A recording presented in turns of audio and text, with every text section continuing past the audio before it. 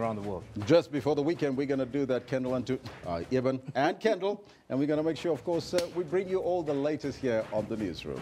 100%. We want to make sure that you stay with us entire day. That's why we call the show the interactive one, because we've got lots to bring you in on the show today. Now, the focus today is on the acquisition of ANN7, the 24-hour news channel, as well as the New Age by Zwanele Mani. Yeah, we're not focusing on that really. We're focusing on vendor financing. Of course, Jimmy raised the point. Let's not call him Jimmy. Mzwanele. Mzwanele Mani raised an important point. He said that it is almost impossible to access finance for a business in South Africa. How difficult have you found it? We want to know from you, how difficult is it to access finance in South Africa? So let's take a look at what you are telling us in the meantime. Well, the first one up, we've got Macau is saying it's nerve-wracking. Too many requirements, yet at the end of the day, your application does get rejected. Michael Morobani says, it is too hard. It's very difficult to get access. Sometimes long procedure just to get in. And this is what Jimmy Mani called red tape, Eben. Yeah, Mr. Mani said 18 months of toing and froing is, well, finally he decided to go a different route. So that's the question today. But we're running a poll because, well, Vusi Nova is just the latest victim of crime. But we've had 3 members of our team in the last month being mugged on the streets here in Johannesburg alone, and we saw the crime statistics. It don't look good. Elvis, it's a fair poll to run, isn't it? It's a fair poll because we're focusing on our cities, and we want to make sure that we focus on our cities because it seems there's an increase in this type of crime, especially street crime. That's why we're asking, Kendall. Absolutely. We want to find out from you, and this is what I was talking about bringing you in on the conversation. Have muggings and other street crimes reached crisis points in our cities? That's what we want to find out from you. And 152 votes in already. Elvis and Eben. Wow. Overwhelming.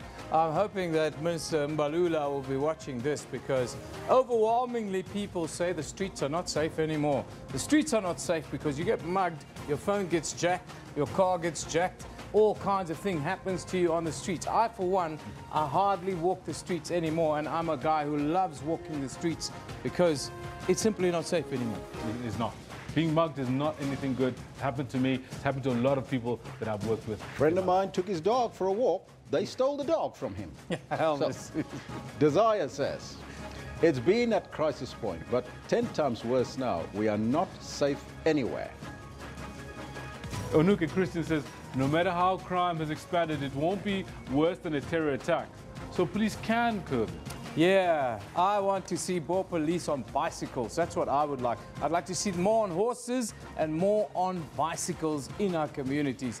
That's what I would like. Old-fashioned policing. Yeah. Hit the beat. Hit the beat. Get out on the street, and also you can work off the McDonald's if that's what you have for lunch. Anyhow, we're asking a sports question today, and Mokhadi, she's in the news for all the right reasons, but people just don't want to leave her alone. Hey, you know what? Let's leave all those haters out of this conversation. Even Caster Semenya has done what no other South African has ever done and defended a Diamond League title. She won the 800 meters in Zurich last night.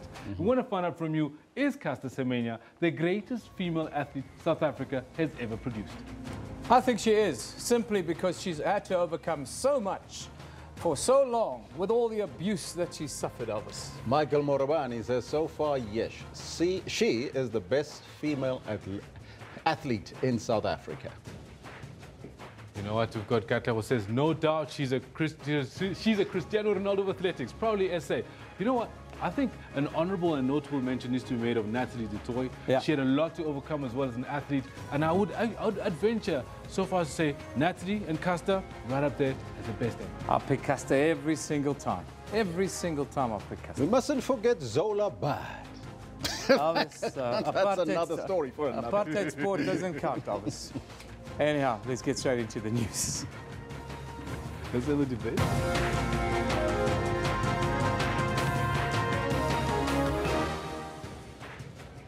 Afro-pop musician Vusi Nova has been found safe and sound after being kidnapped early this morning. Judgment is expected to be handed down today in the High Court sitting in the Middelburg Magistrates Court in the so-called coffin case. And cracks in the UDM and the DA coalition in Nelson Mandela Metro continue to widen after the axing of the UDM Deputy Mayor, Mogameli Bobani. We'll keep you updated on all those, but before we get to the news, let's find out from Kendo Makamate what's happening on the sports front. Gentlemen, I quite like the little tete-a-tete we had with regards to the top female athlete of all time. I think it's a discussion we should all three of us have. Bring them all out to the archives and say, look, this is why I say Mokhadi or Zola or what Natalie du Toit is. Yeah, I say Caster Semenya, but that's my opinion. But a cracking sporting weekend ahead of us. Phenomenal. Formula One racing's back, the box are playing, it seems it's all happening. No, phenomenal. We've got some of the F1 GP practice sessions starting up very shortly. Good morning to you. This is what we've got for you in the sports today. Here comes Semenya, unleashes that power after a quick first 600. Caster Semenya destroys the women's 800-meter field in Zurich to become the first South African athlete to defend a Diamond League season. Semenya wins from Nimsaba and Wambui. And waiting for football greatness, SuperSport United have a tough next few weeks, starting with hosting a tricky Maritzburg United in an empty net semi-final tie. But that's the way it is. It's the way the whole thing folds out, unfortunately. All this is Proteas captain Faf du Plessis selected by the Pakistan Cricket Board to lead a T20 World 11 to play Pakistan in the nation's return to hosting international cricket. Of course, that is groundbreaking news. It's been some time, almost 10 years, since Pakistan hosted an international cricket match. All this and more later on at 10:40. For now, it's back to Elvis, who's got the news. Thank you, Kendall. Top story this hour. Afro-pop musician Vusi Nova has been found after being kidnapped following a hijacking outside his home in Melville, Johannesburg. The musician was kidnapped early this morning with a band member. Now, they were returning to Melville after performing at a gig in Soweto. Nova is a Summer Award-winning artist who is famous for his hit song, Ndikupandile. Meanwhile, police have launched a manhunt for 3 armed suspects. Thank God Vusi Nova has been found. He is at the Brixton police station at the moment, and nobody was hurt, well, except beaten up, but everything is fine. The vehicle is obviously still missing, and we will recover. Well, that is why we're asking you this question on a poll this morning. Have you experienced this? Have you found that there's an increase in muggings and other street crimes in our cities, wherever you are in this country, in our 9 provinces? Have you experienced that? So far, 190 votes in, and 94% of you are saying yes. It has reached crisis point. Muggings and street crimes. Only 6% are saying no. Those are the ones, of course, behind high walls, I would gather. But let me know what's on your mind. We'll read those comments as they continue. But Katlejo says, there's no police visibility in the towns. They're crowded in the police stations. Hijackers are getting worse. Celeb or no celeb. We need military forces now.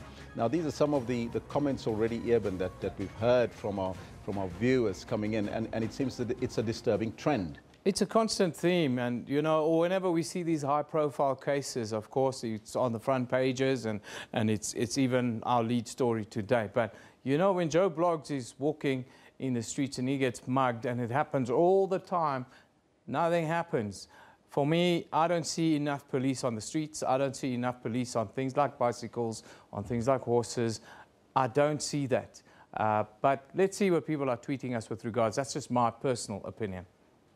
This one from Gustav, he says, it's always been at crisis point. The question is, what is the minister's plans to combat it? Criminals have been given the keys to South Africa. Wow, that's a strong stuff. Well, Nkutalo says it's a big yes, and the solution, I think, if a bail can be abolished, at least that will assist, says Nkutalo. Well, these are some of your comments. We'll come back to those in a short while. Meanwhile, judgment in the so-called coffin case is expected to be delivered this morning in the Middelburg High Court in Mpumalanga. We'll go there live a little bit later. Theo Jackson and Willem Oosthuizen allegedly forced victim Lochwa into a coffin last year after accusing him of stealing copper cables from their farm.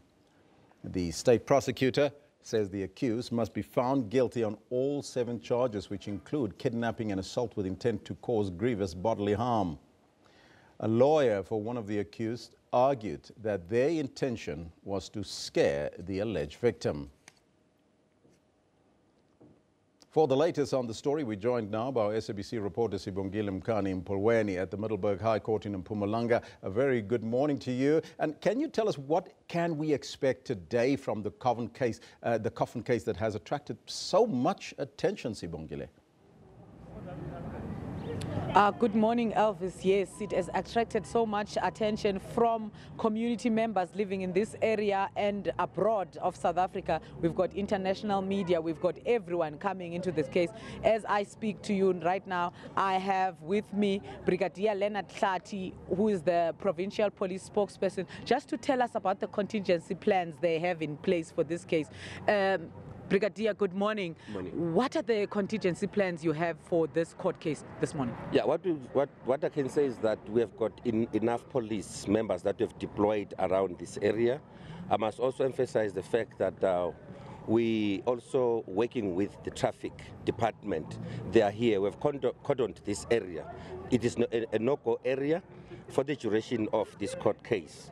So we are saying also people must behave themselves when they come here, because we leave no stone unturned. Our police have geared up to make sure that the place is safe, because we need to safeguard everybody who's coming here. As we have also seen as police that we have got international media here. We cannot spoil the day, and we can make ourselves fools as South Africa. So we need to behave well. So we are saying we do not actually think that anything can happen. Hence, since the beginning of this case, we have not yet seen anything which is wrong. So we applaud members of the committee for that. So we hope and believe that even today, the status quo is going to remain. Thank you. That was General Tlati. I'm just going to quickly move out of shot, Elvis, just to show the viewers that the road is indeed cordoned off. There is no traffic flowing on the road that is coming here. And also, I'm just going to show you inside the court. We've got another camera inside the court just to show you how packed the court is right now. We know that the judgment is due to take place at 10, where Judge Mphahlele is delivering the judgment of the 2 accused, Willem Oosthuizen and Theo Jackson. We saw them earlier on coming into the courthouse. They are already inside.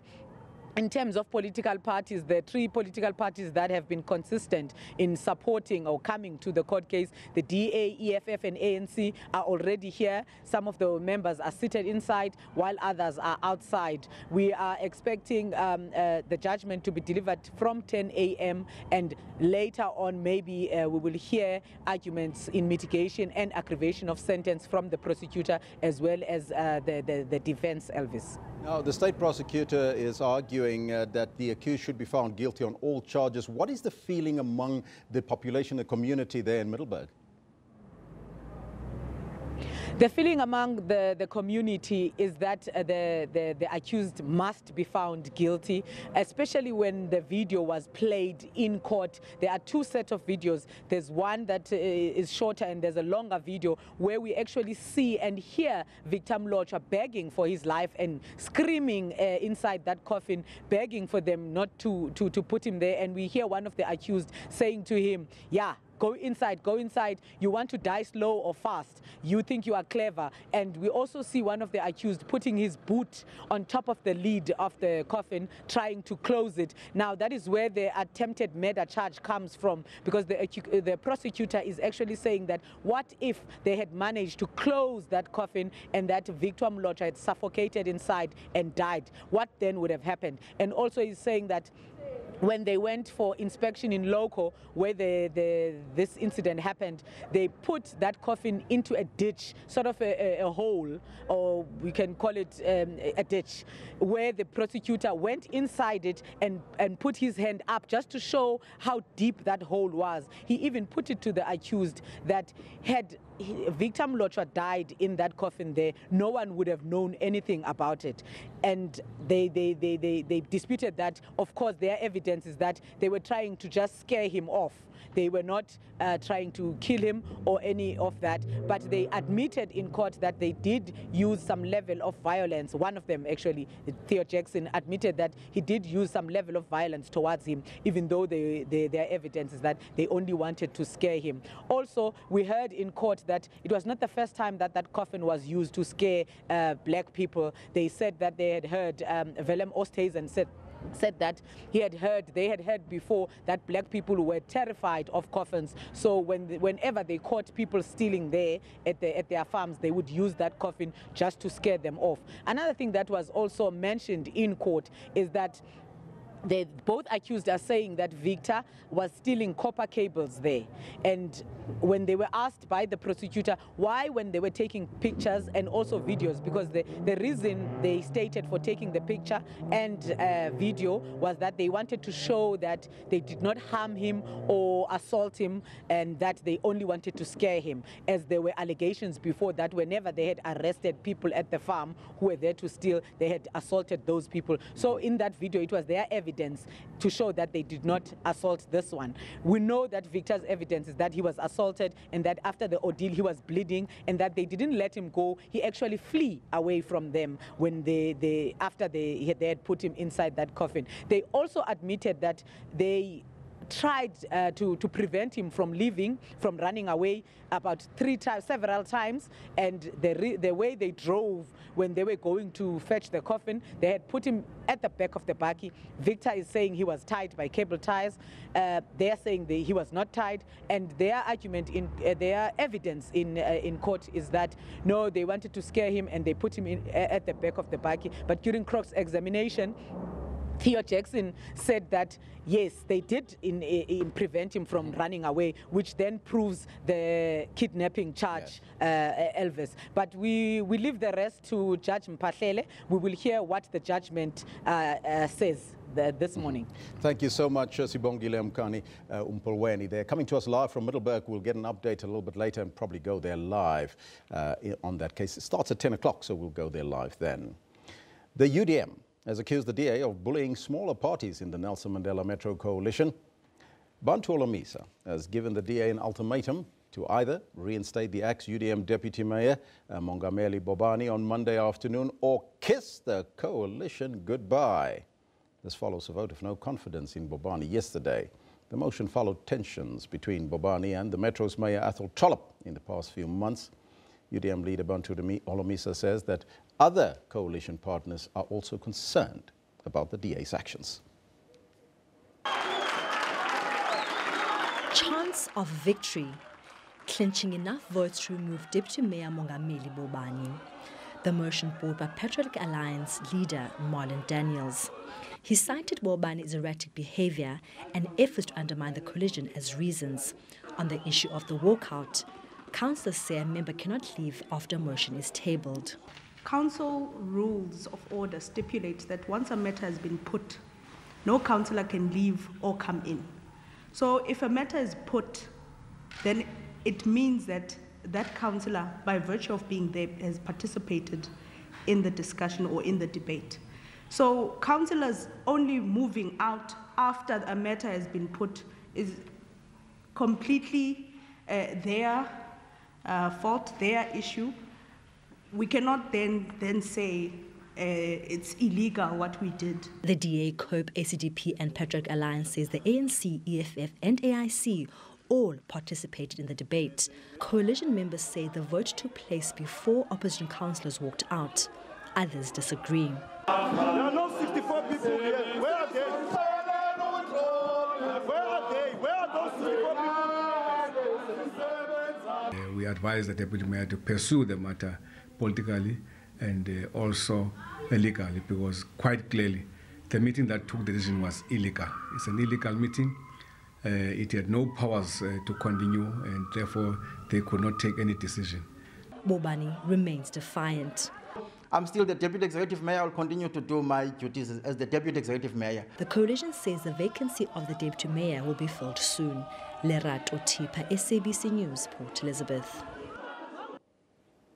Well, there you have it. That's your news for now. Now we focus on funding for business this morning, especially SMEs, small, medium enterprises. So let's take a look at that question for you again. How difficult is it to access funding and finance for a business venture here in South Africa? Eben has got some of your comments. Yeah, Elvis, it was brought into sharp focus this week with a vendor financing deal of Mzwanele Manye. And he said the reason why he went that route was because through traditional channels, he just could not raise the capital. Let's take a look at the tweets before we get to that story. You guys are telling us. This one from Michael Sitoli says, too much paperwork. That doesn't make sense. And when you finally come up with a proper business plan, they will reject it and use it behind your back, says Michael Sitole. Interesting. Lloyd Nidohe says to us, Newsroom, barriers are too high.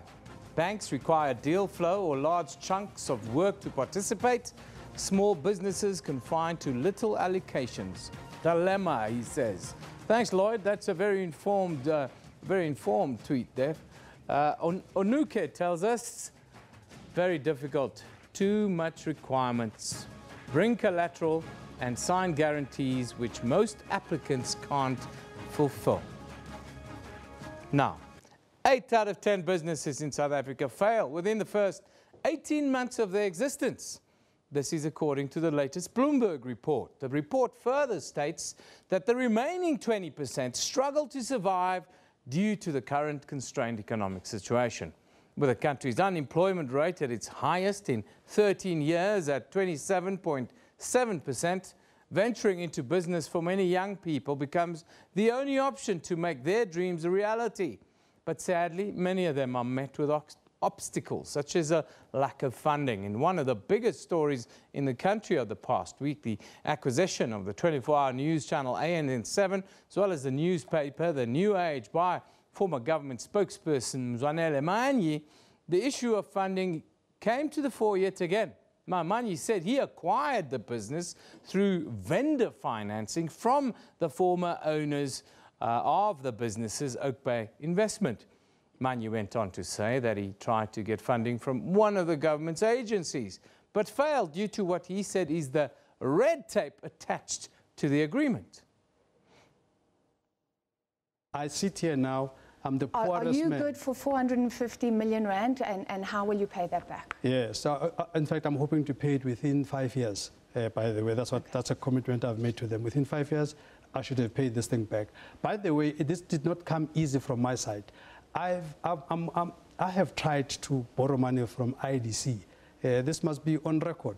For 300 million to buy into a business in a listed entity.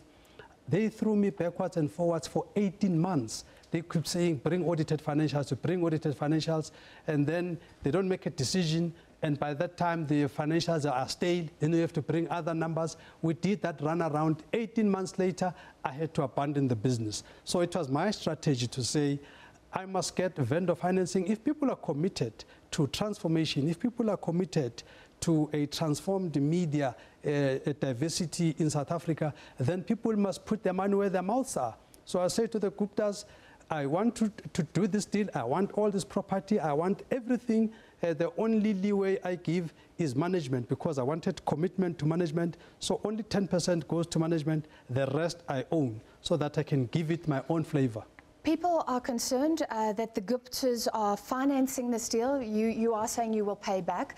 Right now, they're financing the deal. Are they not going to be involved still? You are seen to be close to the family. SABC saying this is fronting. What do you say to that? Fronting is a crime.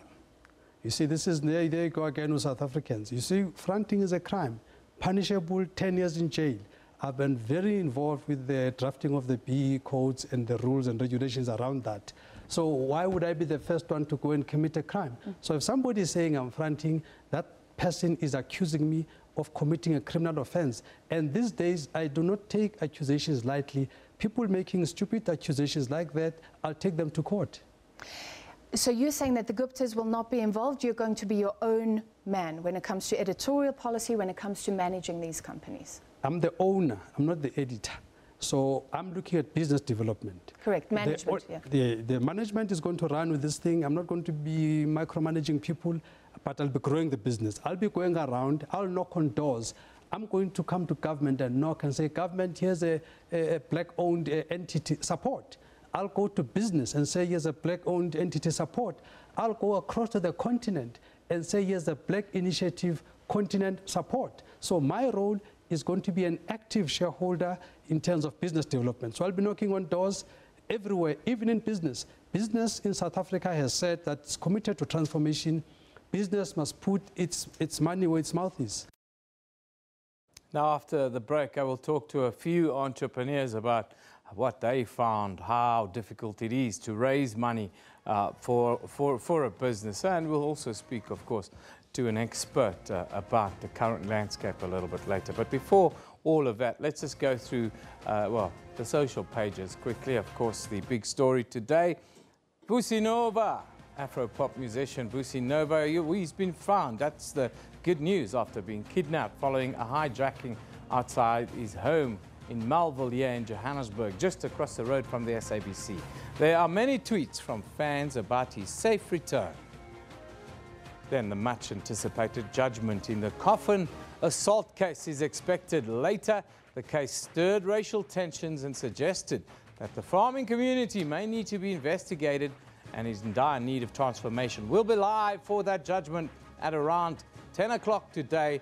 It's called the coffin assault, of course. Then South China is clearing up after they faced a severe typhoon, one of the strongest thus far. However, the death toll has risen to 9 now. Cleanup operations are underway today as Typhoon Hatu has left a trail of destruction. This is in the city of Hong Kong. It's an absolute mess in Macau as well. The hashtag is China. The picture of the day now, well, it's a tweet actually, but it's caused quite a stir, so we could only put it up to show you what it was all about. Andile Mngxitama, the BLF man, well, he's in the limelight. Some say in a bit of trouble again because of this tweet. It's a Holocaust comment that's caused quite a stir in the Jewish community. And Avi Meyer, he tweeted on this saying, former South African MP Andile Mngxitama expresses support for the Holocaust, suggests that Jewish genocide was not entirely negative. And there you see Andile's tweet. He says, the legacy of the Holocaust is only negative. Think about the lampshades and the Jewish soap. Now, I'm sure that this one is going to go to the Human Rights Commission. I have no doubt about that. Now, the comment of the day. That wasn't the comment of the day.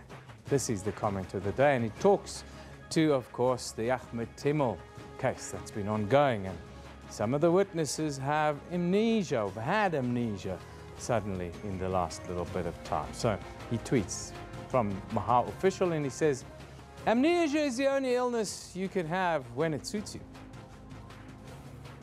How do you view that? Anyhow, let's go to the courts quickly. There's a lot happening in the courts in the Northwest Province. Judgment is expected to be handed down today in the High Court sitting in Middelburg. That's not in the Northwest Province. Middelburg is in Mpumalanga. Sorry about that. The Magistrates Court there in the so-called coffin case. Now, Willem Oosthuizen and Theo Jackson are facing charges of kidnapping, assault, and with the intent to do grievous bodily harm. Also, attempted murder, as well as the possession of an illegal firearm after allegedly forcing victim Lorchwa into a coffin. Now, Oosthuizen and Jackson were arrested late last year. This after a video of the incident went viral on social media. It sparked outrage and made headlines internationally. Down in Cape Town, 2 suspects are expected to appear in the Blue Down Magistrates Court following a 10 million rand abalone bust in Blackheath. Now, police acting on a tip-off raided a house in the area earlier this week on Tuesday and found more than 30,000 abalone being processed. Now, 2 men, aged 24 and 31, were arrested in another incident. More than 80 bags of abalone worth an estimated 5 million rand were discovered near Somerset West last weekend as well. Just looking forward, on Monday, we'll be looking at that poser, decolonizing education. Is it decolonizing or is it Africanizing? our education system? That's the question we ask you. Think about it the weekend. Should we drop decolonization and call it Africanizing education or not? Let us know. We'll talk about it on Monday at length with a whole variety of stakeholders, but also people that have taken it on board and are going with Africanizing education. We're going to take a little break. You're watching Newsroom. When we come back, we'll talk to some entrepreneurs about getting money.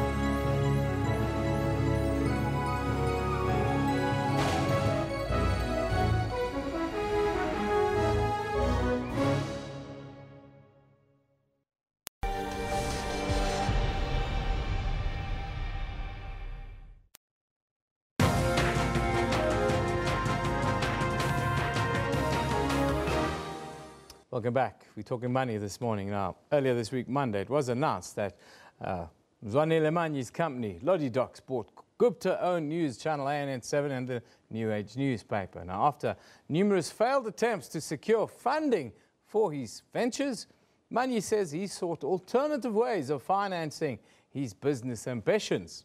Now, in studio, we have two young entrepreneurs who know exactly what Mzwanele Manyi is talking about in as far as accessing funding and the difficulties and the red tape associated with that. The first one is an award-winning mobile app developer, owner and founder of New Africa Industries, Mkolisi Kwambakobi. Now, he created the Pocket Masipala app. His app may prove to be one of the answers to endless service delivery protests in the country. It serves as a link between local municipalities and the communities by facilitating service delivery, from requesting statements and reporting faults to tracking even RDP housing allocations in the language of the mobile user's choice.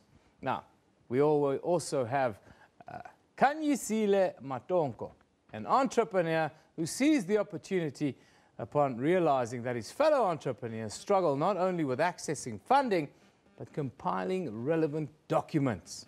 Now, Kanyisile serves as a link between funders and entrepreneurs by consulting for them and working hard at becoming an affiliate of the Industrial Development Corporation, the IDC, here in South Africa. That's a mouthful, gentlemen. Very good morning to you, and thank you for being with us. Thank you very much. Thank you. Thank you. Let's start with you, Kolisi, because you've got a great idea. You've got something that can really change the face of South Africa in a way. Why is it then so difficult for you to get money? Sure. That is always the million-dollar question, especially for young entrepreneurs such as myself. You know, owning a startup company in South Africa is quite a challenge. because, as a country, our funding model is quite different from, as we've been told in other countries. In South Africa, you have to compile a business report, you have to do a business plan and all these kind of things. Yeah. And they're not really looking at what kind of innovation you're bringing on board. They're rather looking at the risk factors that are associated with your actual business, which ultimately puts the entrepreneur in a negative position. The time has come for the country, the nation, to be a little bit less risk averse, isn't it? Absolutely. Quickly, before I go to Kaisile, just tell me about the app, how it works, and what does it offer South Africa? Look, first of all, it offers South Africa a brand new chance of, advancing our e-government services to a new level. We are quite behind, we're trying to compete internationally and we're trying to bring innovation into something that is so backtracked. As a country, we are really lacking behind when it comes to that. A lot of the things that are avoidable are unavoidable at this present moment. You're looking at public service delivery protests that are related to a lack of better services. So what Pocket Masipala does, it really brings a platform for community members to access their municipality services in the palm of their hands. But That's it why also we call makes it, government officials suddenly a little bit more accountable. You think they're afraid of it? Well, the app is as good as the municipality itself. Yeah. So it's all about the turnaround time and the service level agreements that the municipality and the development company, myself, are going to reach. Yeah. Kaisile, just talk to us a little bit about your experience with, as an entrepreneur, but also your role and what you've come across. So what we basically do, if I can speak about what it is that we do before I arrive at how we got there. We are a strategy consultancy, right? A budding venture capital firm.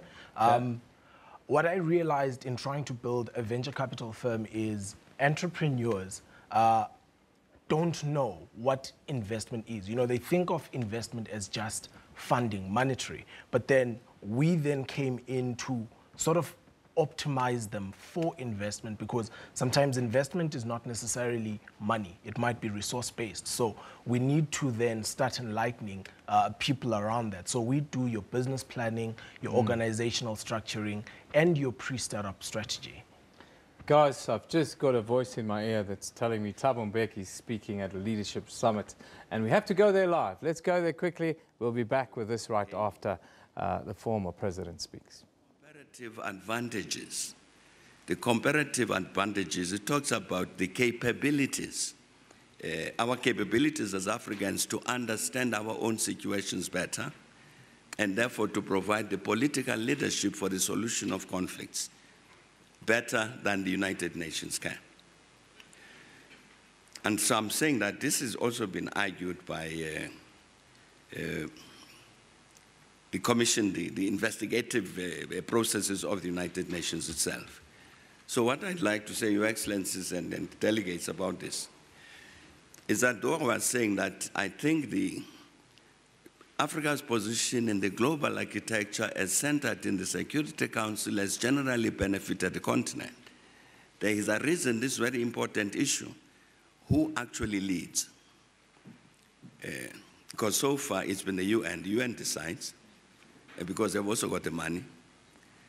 But the argument is that, in fact, it would be better that the Africans should lead, where these deployments are going to be on the African continent, and not only lead in a technical sense, but lead by providing the political leadership in order to solve these problems, because the origin of the conflicts are political.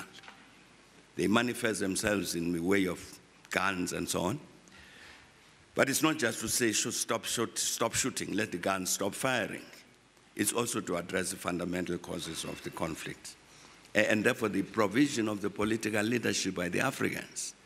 Now, that's a matter that's been raised. Therefore, I think the challenge that faces the AU is to follow up on this matter, to engage the United Nations seriously in this discussion, to say, in context of your own report, this one, as I was saying, led by the former President Ramaphosa, to say that there needs to be some repositioning of Africa with regard to deployments of the United Nations that would take place on the African continent. We recognize the centrality of Security Council as provided for in the UN Charter, but nevertheless, here is a consideration which has got to do with much improved peacekeeping on the continent, peacemaking, peacekeeping, and all of that. But that's a particular challenge which we've got to take up as the AU. I don't know if the AU is up to it. But clearly, I think it is correct to say that as Africans, we need to provide this political leadership. There is, of course, this matter that's been raised quite correctly about financing these peace operations on the continent. And indeed, the report commissioned by the AU Commissioner says the AU cannot expect to have ownership of the continent's peace and security agenda until such time that it is financially autonomous. And it says it is unclear how African ownership can be retained if the AU is seeking funds from others that have their own political priorities for its activities. So that's a matter, of course, as you know, has been discussed in the AU, and therefore decisions taken about new methods of financing, such and such tax on imports and that kind of thing, in order to try and address this particular matter. And indeed, even with regard to this matter also relates, for instance, most specifically even now, to our relations with the European Union. We were talking about this thing with President earlier today, about the positions that the EU are taking with regard to Somalia, to say that they are going to phase out, they're going to phase themselves out. So, which impacts on AMISOM, and therefore that I'm saying as part of that global architecture, the matter of our relations with the EU becomes an important matter and is governed by the issue of funds. So that's part of the global architecture centered on the UN. But there are other elements to the global architecture which have got to do with the balance of power globally. They're outside of the UN structure, but very important in terms of what you might call that global architecture. And this relates in particular, I think, to what's happened to the world since the end of the Cold War. The end of the Cold War produced, as all of us would know, a particular arrangement with the United States emerging as a sole superpower, and it has particular consequences with regard to the matter of peace and security globally, including as it relates to us. Now, I don't want to go into that, but I think we can see a manifestation of this in terms of what's happening, for instance, with regard to the matter of Syria, with the Ukraine, with what the United States called a pivot to Asia, which had to do with China, with the current debate around the Democratic People's Republic of Korea. I'm saying that these are elements which arise out of what has happened to a balance of power globally as a consequence of the end of the Cold War. Of course, we have a direct experience of this as a continent with regard to the matter that was discussed yesterday, which related to Libya. I think the point, we were all familiar with the story of Libya, about how the African Union took decisions on Libya. For instance, there was a communique issued by the Peace and Security Council of the AU on the 10th of March, 2011, which really pointed the way that the AU is engaged with the issue of Libya and so on, including setting up this panel of senior people that President Kikwete mentioned. And exactly a week later, which is March 17, the Security Council takes a decision on Libya which is directly contrary to what the AU had decided a week earlier. And to add insult to injury, they actually refer to the decision of the AU of the 10th of March. They say, we acknowledge the decision of the AU on the 10th of March, but we think otherwise. And clearly, I mean, this was, I'm saying, though it went through the Security Council, it was an expression of that balance of, the change in the balance of power globally as a result of the end of the Cold War. Now, Africa's position in that context, I'm saying, is very weak. The point was made yesterday about, again by President Kikwete, about how this high-level panel of the AU, the ad hoc panel on Libya, how it was going to fly to Libya at some point out of Mauritania, and a young junior French official came to the president and said, you are not going. And they couldn't go. But I'm saying that it's a manifestation of this change in the balance of power globally as a result of the end of the Cold War. And it's weakened radically Africa's position in the context of that global architecture.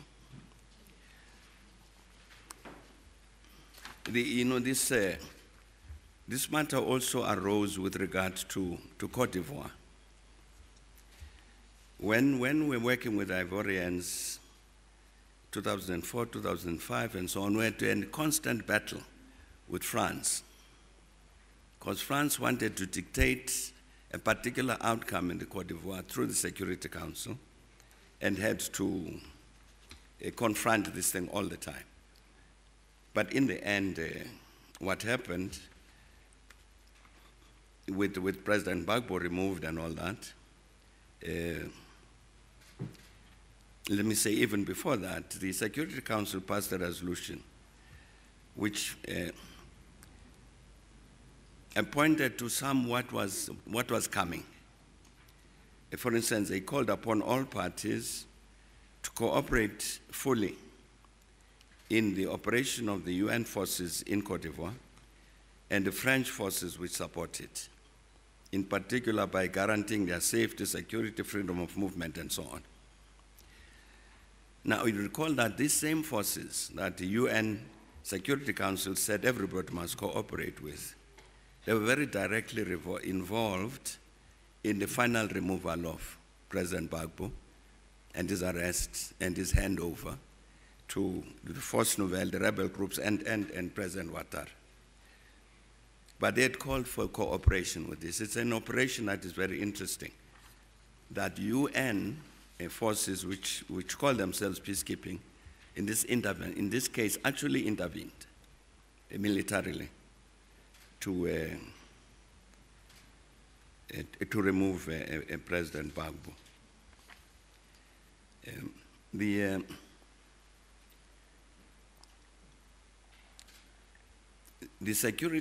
AU Peace and Security Council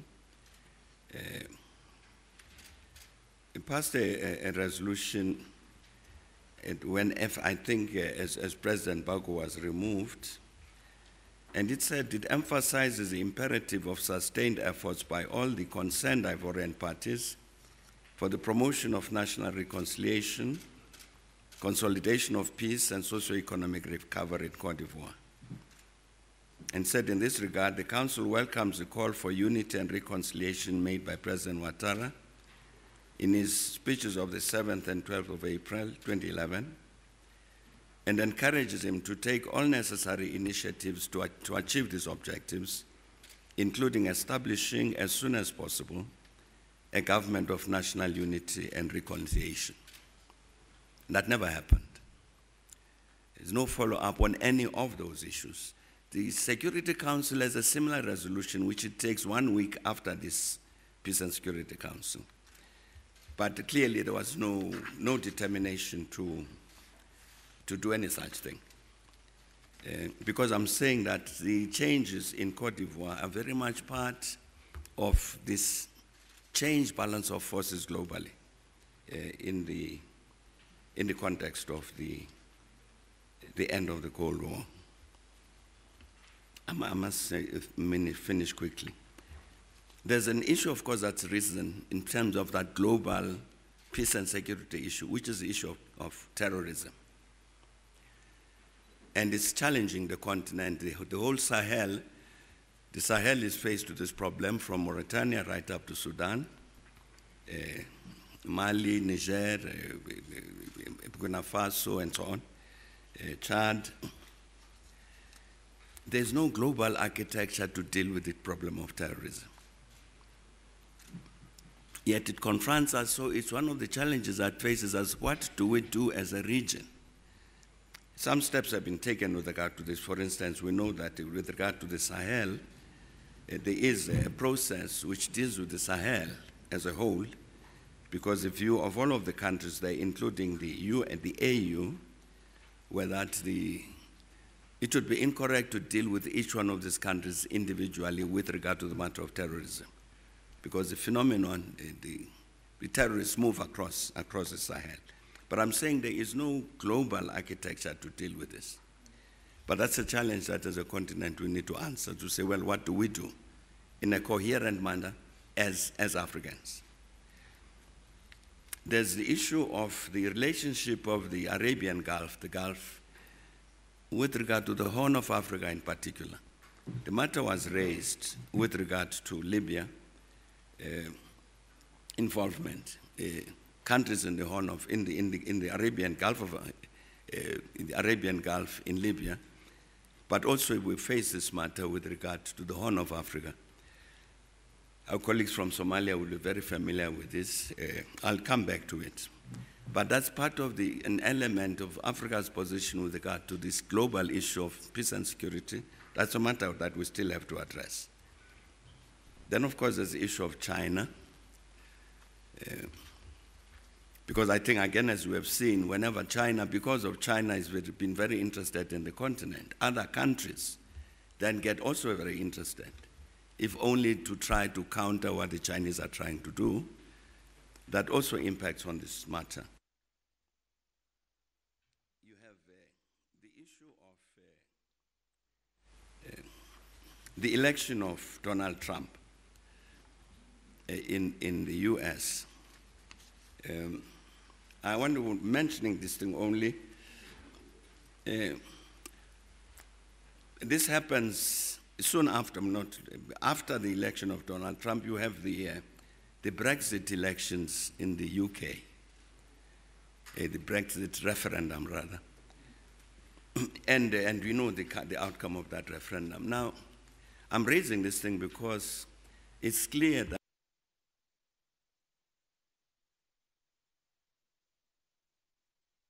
important in both outcomes. In the election of Donald Trump and in the Brexit vote in the UK, the section of the population that was critical to that outcome is the same. It's people that who feel generally marginalized, left out of this globalization process and so on, unemployed, poor, jobs gone, and hence you see the slogans coming out of Donald Trump. America first, the companies must come back, we must renegotiate all sorts of treaties. But involved in that is this attitude towards immigrants. That's why I'm raising this thing, because if indeed you then get a heightened hostility to the matter of immigrants, as would have arisen, for instance, in the case of Trump, was also a factor in the Brexit thing, that might also have an impact in terms of the global peace and security architecture. If you then get, I'm saying, greater hostility towards migrants, particularly for us as Africans, particularly in Europe, and given the fact of the migration of our people across the desert and across the Mediterranean. Another element with regard to this is the presence of foreign military bases on the continent. There is, of course, the outstanding example of Djibouti. It's got US base, French, Spanish, Japanese, Chinese now, Saudi Arabia. I don't know if the African continent has ever discussed this.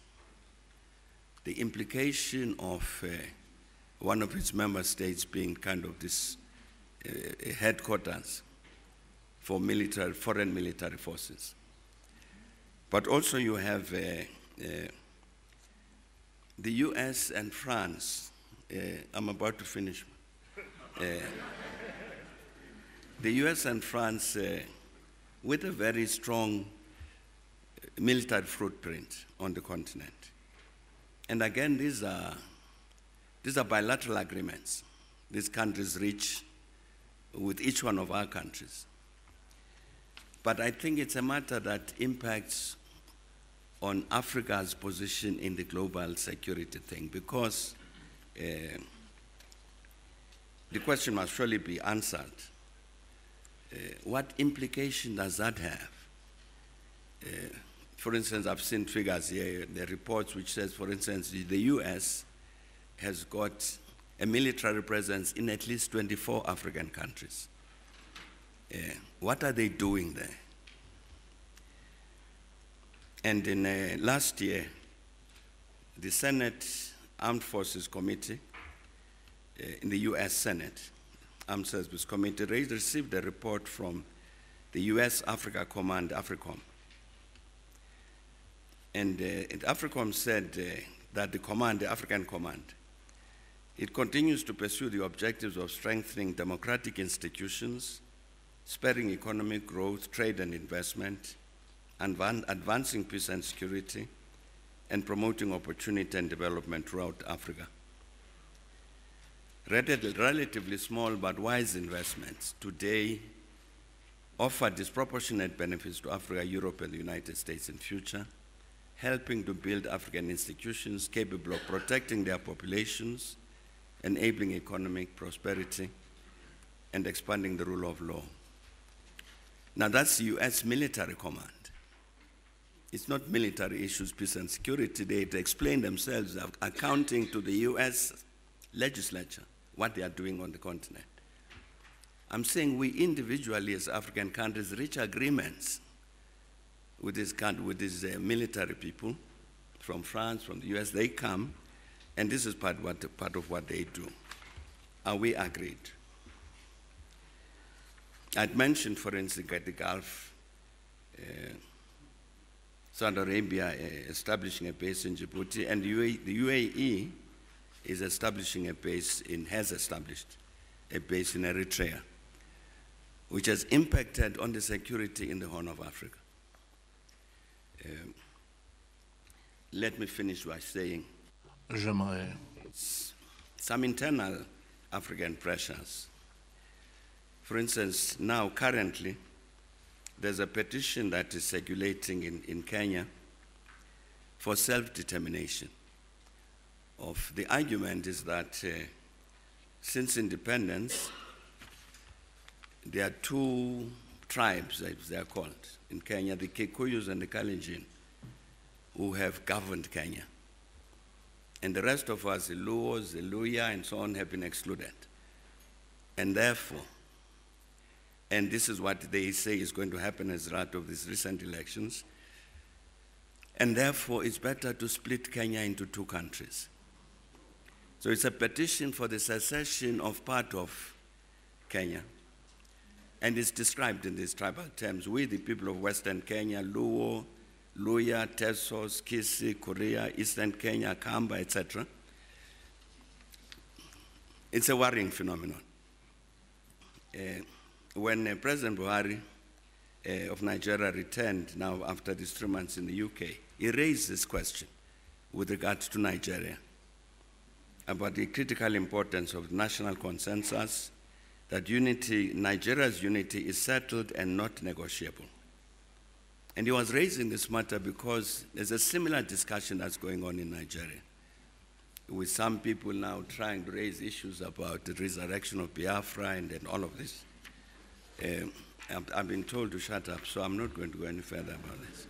So So I'm saying that these are some of the elements in terms of the global architecture, and I think we need to build a program of action with regard to this. For instance, with regard to this last matter I'm raising it because it's a domestic issue. But we are very familiar with the fact that colonialism used tribalism as one of its points of entry in order to achieve its purposes.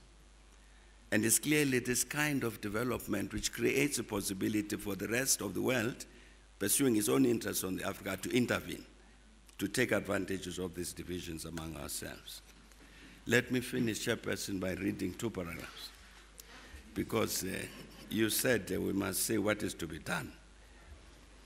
Now, this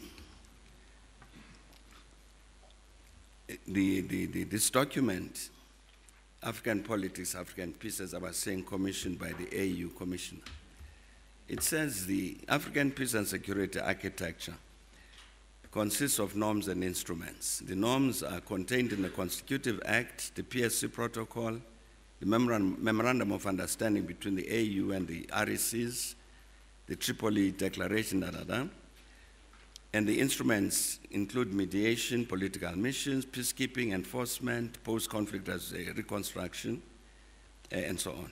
Security sector reform. And it says the compendium of existing commitments to the norms, principles, and instruments of the AU is comprehensive and far-reaching. The challenge facing the AU is primarily one of implementing these existing commitments. And a major part of the implementation challenge is ensuring that the officials and staff entrusted with the continent's peace and security agenda are fully cognizant of their responsibilities and capabilities. And equally important is the domestication and integration of these commitments into national governance and foreign and security policy processes of AU member states. Another part is public education, so that the African public is similarly aware of what their leaders have undertaken to do.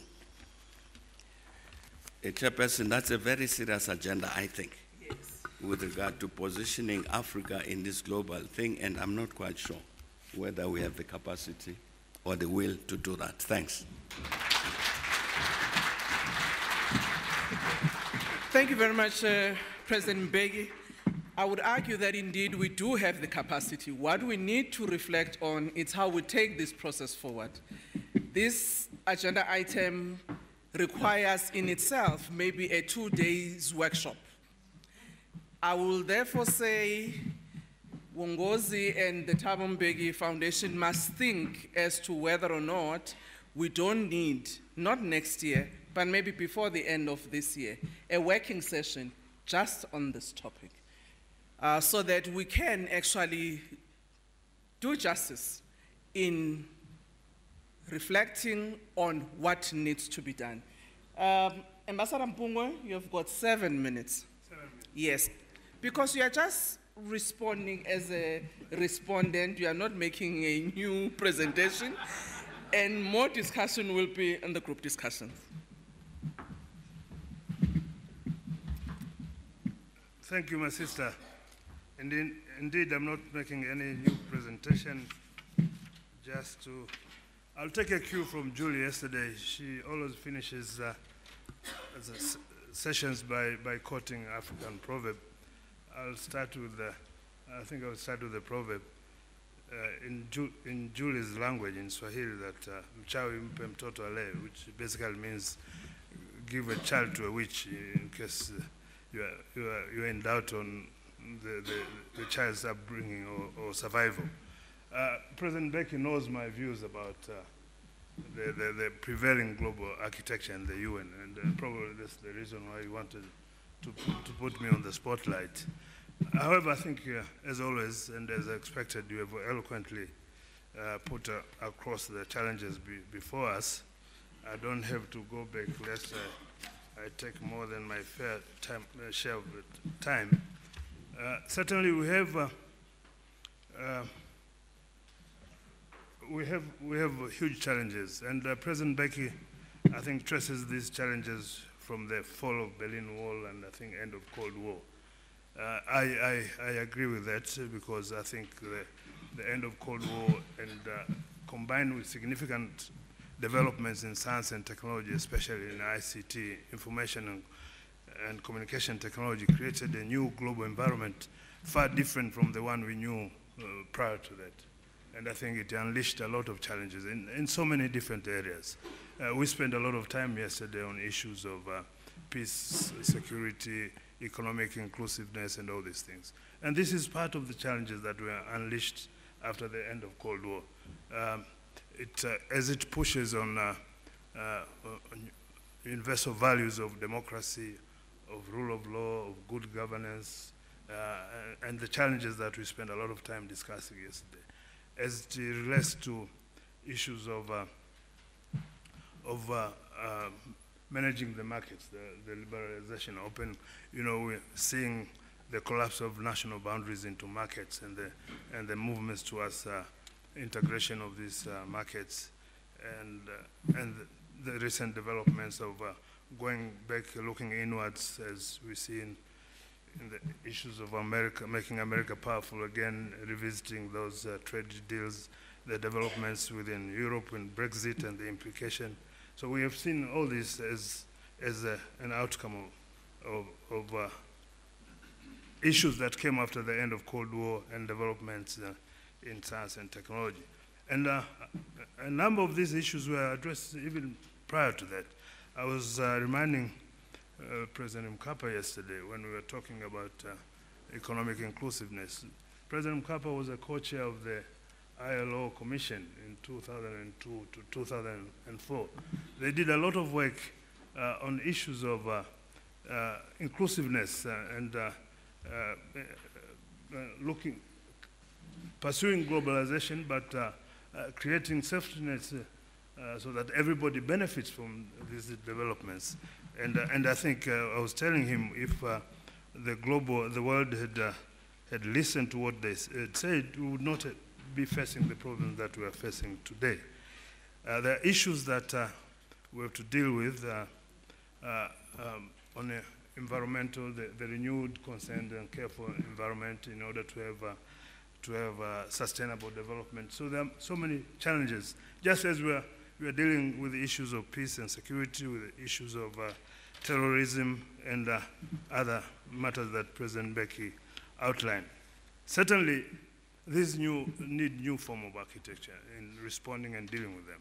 And especially for us in Africa, when we have resolved to make the 21st century to be ours, then we have to respond in a manner that makes that commitment or ideal meaningful to us. We have a good, Mr. President, we have good precedents in Africa. I think after the end of Cold War, the immediate response by the OU then, I think the 1990 declaration by the African heads of state and governments on fundamental global changes and Africa's response. And this was soon after 1989, after the collapse of World War. So Africa has always been in the front line in appreciating these changes and responding. But I think what the President pointed out in his presentation, that our response has not been adequate and strong enough and effective enough to deal with these issues. And this is, I think, the challenge before us this morning in the two working groups that have been created. I think that's all that I have to say. Thank you very much. Yeah.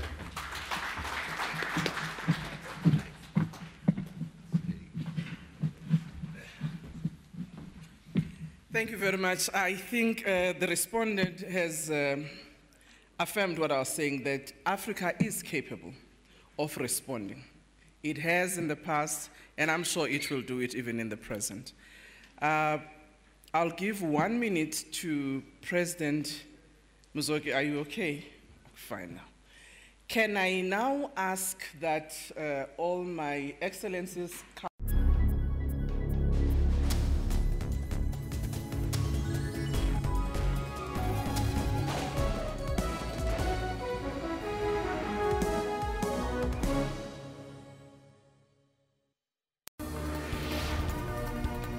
The Law Society has slammed notices sent to 4 universities to jack up standards or risk losing their LLB courses. The Council on Higher Education issued a stern warning to the universities to conform within 6 months. I think it will affect the university. I think outside the law faculty, there's a funding issue. It's been 112 years since Enoch Sontonga died as a relatively unknown composer, choir master and teacher. But today his legacy lives on through his greatest composition, Nkosi Sikeleli Afrika. For all your news updates, stay tuned to Your World from Monday to Sunday. Well, a very good morning and welcome to AM News Live at 10:00 hours across all Central Africa regions. A fitting send-off for a revolutionary giant, a life dedicated in service of the people. The result means that the Swallows are out of the ABC Multiple League and drop to the amateur fourth tier of South African football, the SAB League. Tune in on AM News every Saturday and Sunday from 10 hours.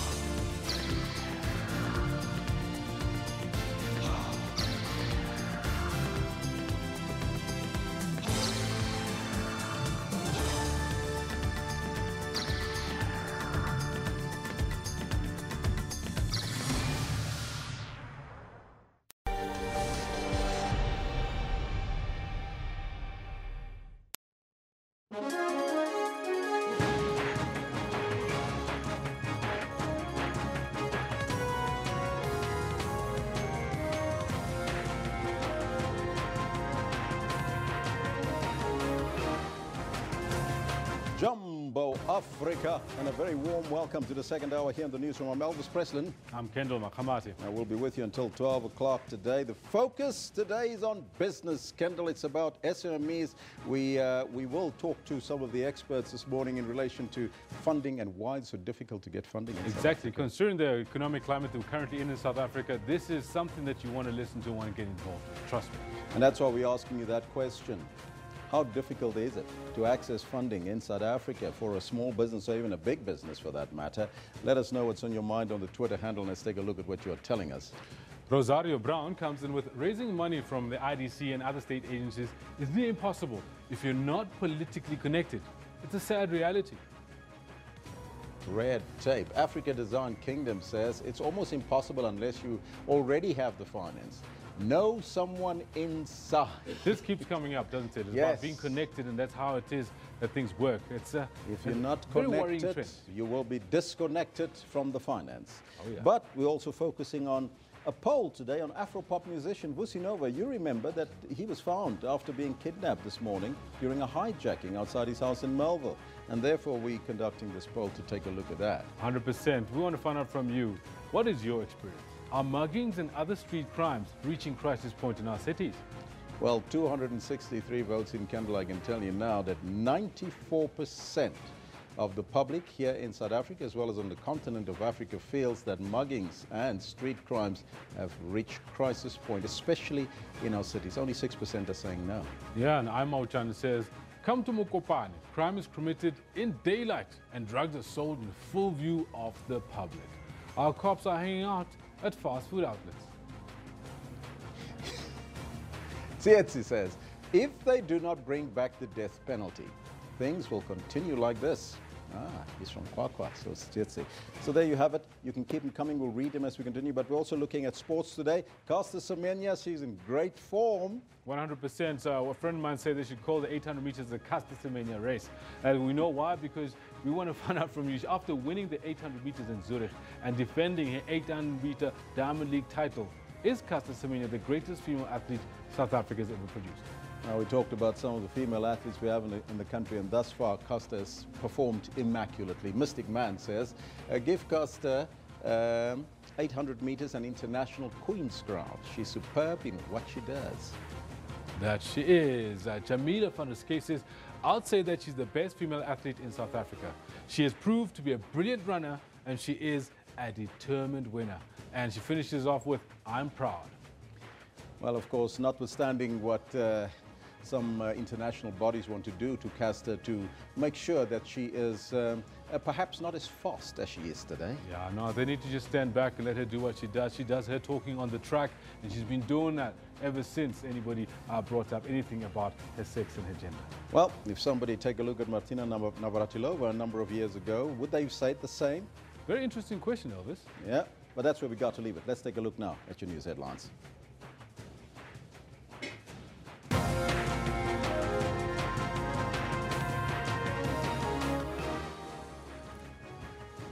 Judgment is, in fact, before we get to that story, you'll also see musician Vusinova that has been found this morning, and judgment is expected to be handed down in the Middelburg court this morning on the coffin case, or the so-called coffin case.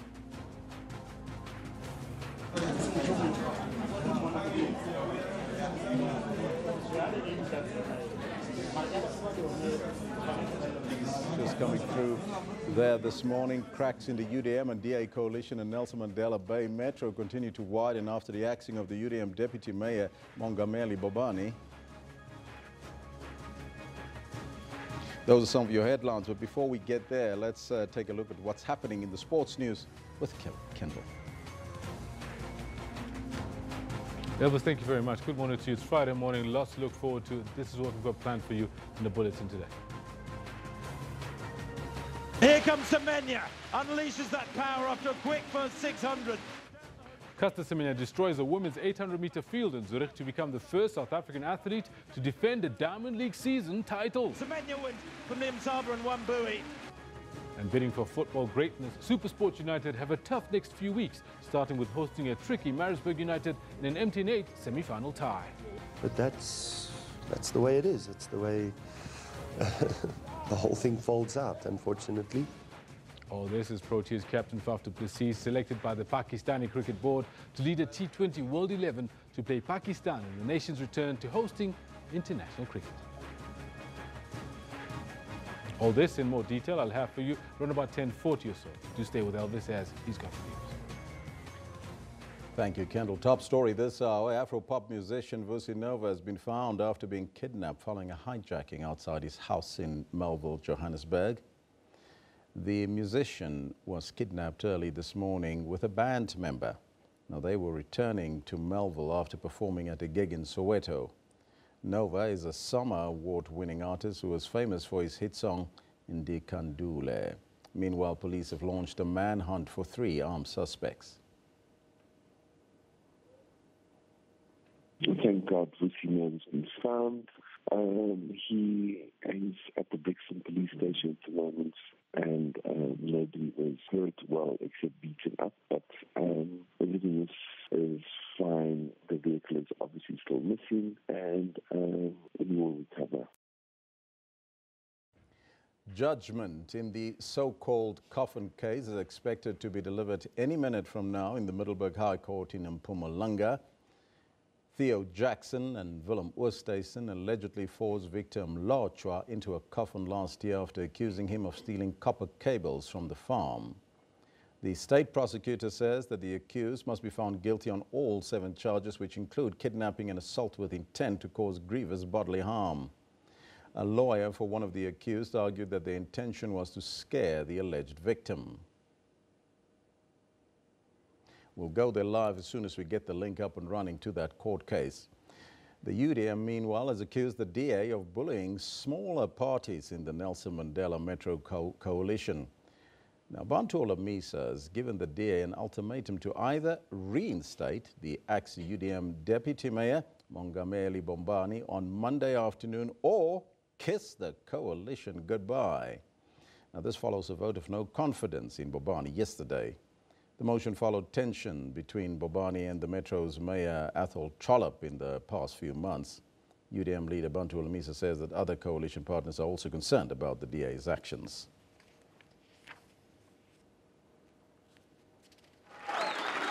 Chance of victory, clinching enough votes to remove Deputy Mayor Mongameli Bobani. The motion brought by Patriotic Alliance leader Marlon Daniels. He cited Bobani's erratic behavior and efforts to undermine the coalition as reasons. On the issue of the walkout, councillors say a member cannot leave after a motion is tabled. Council rules of order stipulate that once a matter has been put, no councillor can leave or come in.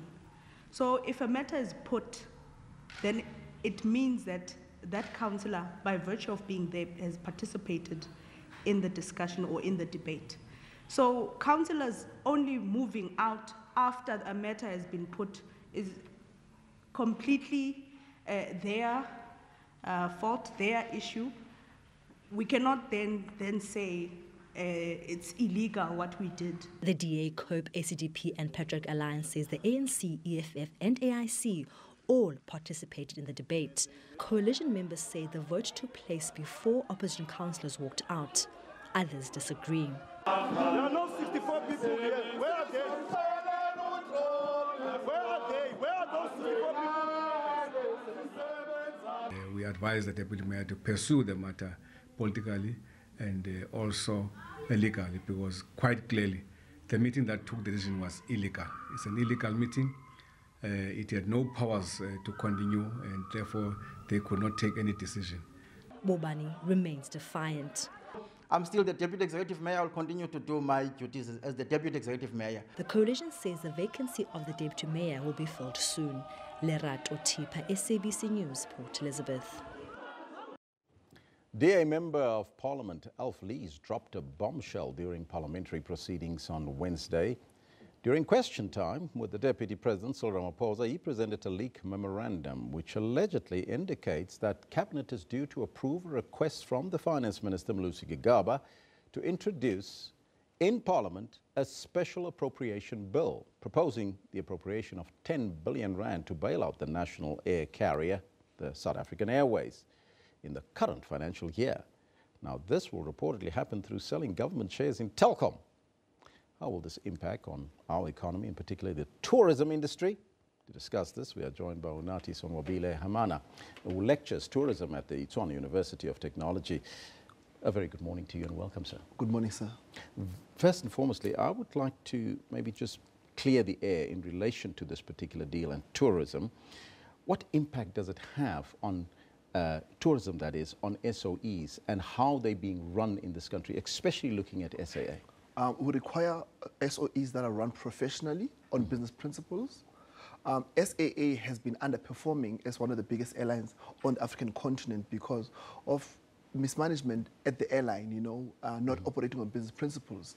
So we have to correct what happened at SAA. And the story of Telkom is quite interesting because Telkom has been one of the best performing SOEs in South Africa. And the question would be, why would you sell off a performing entity for a non-performing entity? I think in part of the public discourse, we are too flabbergasted South Africans, but I believe what's going to happen is that the shares will be sold to the PIC, so it will remain government-owned. Do you understand? But then those emergency funds are needed to ensure that SAA is given the bailout it requires, because if you don't have that bailout for SAA, we will be downgraded by the ratings agencies because they've been raising that the funding model of SAA has been in trouble. So we have to bail out SAA, which is unfortunate, but going forward, with the new board, with the new CEO, I think SAA will be all right very soon. Why is there a direct link between tourism and SAA, for that matter, or the lack thereof in terms of managing the airline correctly? Johannesburg is the regional hub for Southern Africa. And if SAA is not competitive, it's going to be beaten by the other airlines. For example, right now, Ethiopia Airlines is giving SAA a run for its money. That means that the thousands of tourists that come through Johannesburg, linking to other destinations in the world, will be going through other destinations to other hubs in Africa. So it's a major, major focus. This is a focus also raised by Airports Company of South Africa, saying that we need SAA to be competitive, to be one of the best airlines in the world. actually, it is one of the oldest, so it should be operating on business principles. We ran a poll yesterday to find out whether or not SAA should be sold off, or whether they should be privatized, or whether they should be bailed out. And I can tell you now, only 10% said that it should be bailed out. But is it your contention then that a bailout is necessary for a failing airline that can continue? From a political perspective, you must give the bailout, because if you don't give the bailout, South Africa will be in trouble because we'll be downgraded.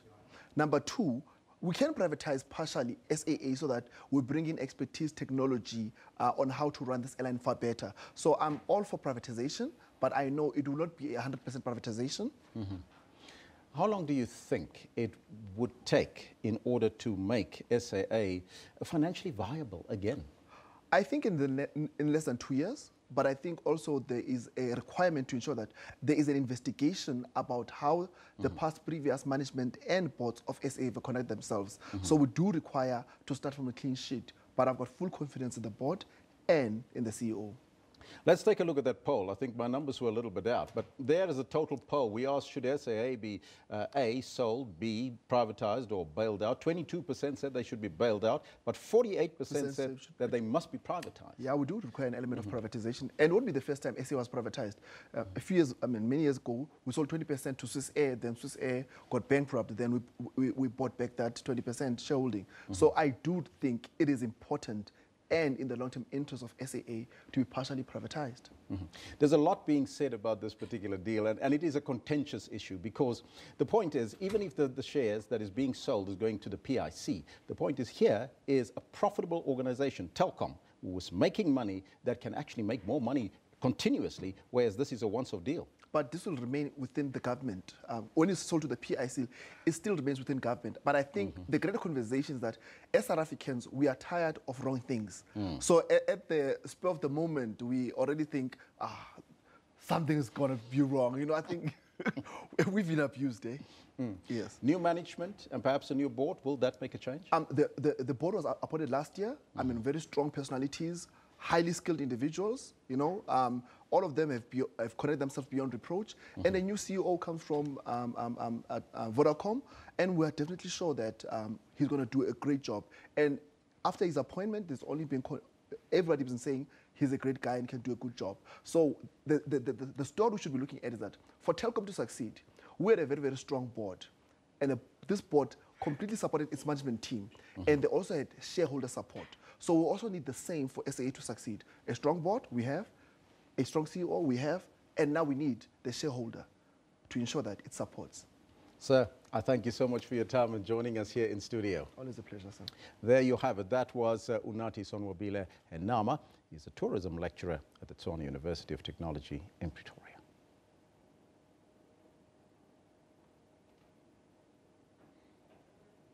Well, it seems like we're continuing this morning because we're going to take a look at some more news. African leaders must help Libya to find a lasting solution to the instability that has affected the country.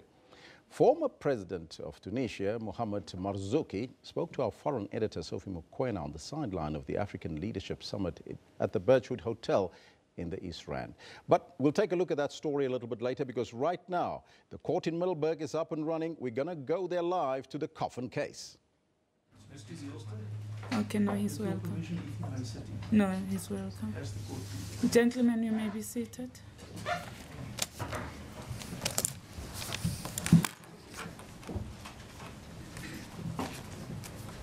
In this matter, the two accused persons are charged with the following 7 charges. Count 1 is the unlawful possession of a firearm in contravention of Section 3, read with Section 3, 103, 121A and 121 of Act 60 of 2000, and further read with the provisions of Section 51 of Act 105 of 1997. Count 2, assault with intent to cause grievous bodily harm. Count 3, assault with intent to cause grievous bodily harm. Count 4, kidnapping. Count 5, attempted murder. Count 6, intimidation. And count 7, defeating or obstructing the course of justice.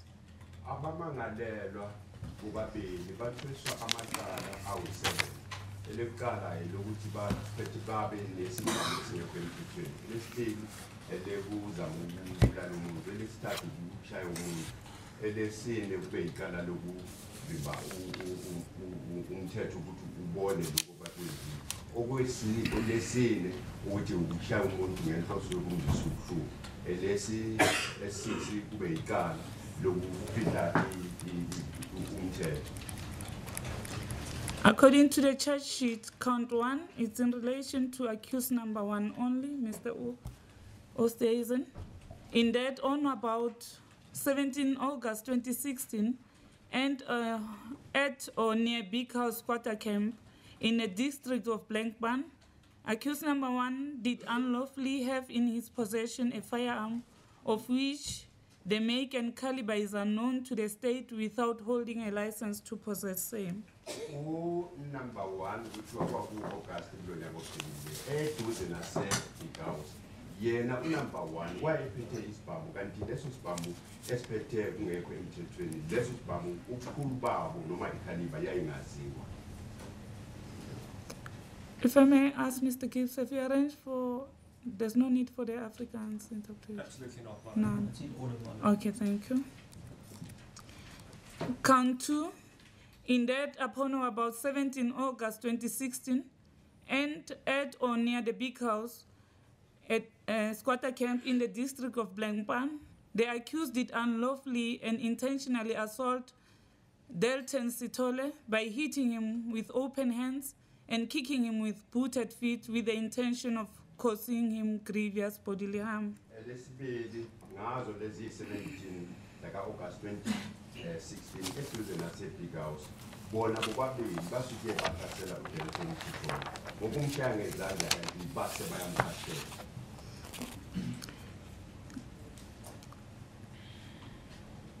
Count number 3. In that, upon or about 17 August 2016, and at or near R35 Middelburg Bethel Road, in the district of Blankban, the accused did unlawfully and intentionally assault Victor Tabile Mulochwa by hitting him with clenched fist, dropping down, kicking him with booted feet, and fastening his hands with a cable tie against the roller bar with the intention of causing him grievous bodily harm. Lesithathu khona nge-17 August 2016 eduze nalendlela i-R35 leya ngasebhetali, bobabili basuke bahlasela uVictor Mlotshwa kanti base bayamshaya bamkhahlela bese bambopha futhi nge-cable tie. Count number 4. In that, on or about the date and at or near the place mentioned in count 2, the accused did unlawfully and intentionally deprive Victor Tabile Mulochwa of his freedom of movement, forcing him into the back of a bakkie, tying his hands against the roller bar in the bakkie, and drove him to a place unknown to the victim. Elesine ukuthi ngaleso sikhathi belapho no Victor Mlotshwa bona basuke babamba Victor Mlotshwa bese bona bayenza ukuthi yena uVictor Mlotshwa angabi nenkululeko yokuthi angaya la ifuna khona ngokuthi bamthatha bamlayisha kulelo vele la. Count 5. In that, upon or about 17 August 2016, and at or near Hendrena Power Station in the district of Blankban, the accused did unlawfully and intentionally attempt to kill Victor Tabile Mulochwa by threatening to shoot him, hitting and or beating him continuously with a knobkiri, to force him to climb into the coffin, and continuously hitting him with their fists, thus forcing him to lie down in the coffin, threatening to put a snake inside the coffin, and forcefully attempting to close the coffin, and also threatened to pour petrol onto him whilst inside the coffin and set him alight. Elesihlanu ukuthi kuedalelwa la ngale 17 August eduze nalendlela eyanga secondary basuke bamba uVictor Mlotshwa kanti yena uVictor Mlotshwa bese bayamthatha bamforce ukuthi angene phakathi ebhokisini. Ngaleso sikhathi engaphakathi ebhokisini base bamthusela ngokuthi bazombulala bamthusela futhi nokuthi bazothela upetrol ngaphakathi bese bamtshela nokuthi bazofaka futhi nenyongo. Count 6. In that upon about a date and at or near the place mentioned in count 4, the accused did unlawfully and with the intent to compel or induce a person, namely Victor Tabile Mlocho, from running away whilst accosted by the accused and from reporting the incident to the police by threatening to shoot him with a firearm and or kill him. Kanti elesi 6 igala ukuthi ngalesibe lapho eduze kwaleyo ndawo bona basuke bathusela uVictor Mlotshwa bamtshela ukuthi nangabe angasuka ayobika emaphoyiseni noma ababikela amaphoyisa bona bamthusela ngokuthi bazombulala bazomdubula ngesibhamu. Count 7. In that upon or during the month of October and or November 2016, and at or near Broadsnayers Plus in the district of Blankpan, the accused did unlawfully and with the intent to defeat or obstruct the course of justice, burned to ashes a coffin that was used in the commission of the offense to conceal evidence which act defeated or obstructed the course of justice. Kanti elesi 7 ikala ukuthi ngalelo langa nge-7 nge-6 October bona bobabili babe seduze kuleyo ndawo eBroadsnayers bona bobabili basuke bathatha lelo bhokisi kanti base bayalishisa ukulahla umkhonto ukuze umthetho ungatholi ukuthi kwenzekeni. Both the accused pleaded not guilty to the charges preferred against them. They both submitted plea explanations in terms of the provisions of Section 1153 of the Criminal Procedure Act 51 of 1977. Bobabili bathe bona abaziboni banekala kuwo namaqala abawatheswayo. In a plea explanation, they both made admissions, which admissions they wish to be recorded as formal admissions in terms of the provisions of Section 220 of Act 51 of 1977. Inkazelo yabo isuke yabhalwa phansi kwabakhona lokho ebavumayo. In respect of accused 1, the following admissions were made. We are on number 1. Yena uvume izinto ezilandelayo. That he was present on 7 September 2016 alone with the second accused and at or near the R35 Middleburg Bethel Road in the Blankpan district. Uthe yena ngangi naye ku number 2 nge-7 September eduze kulendlela ye-R35. That he and the second accused encountered Victor Tabile Mlochwa.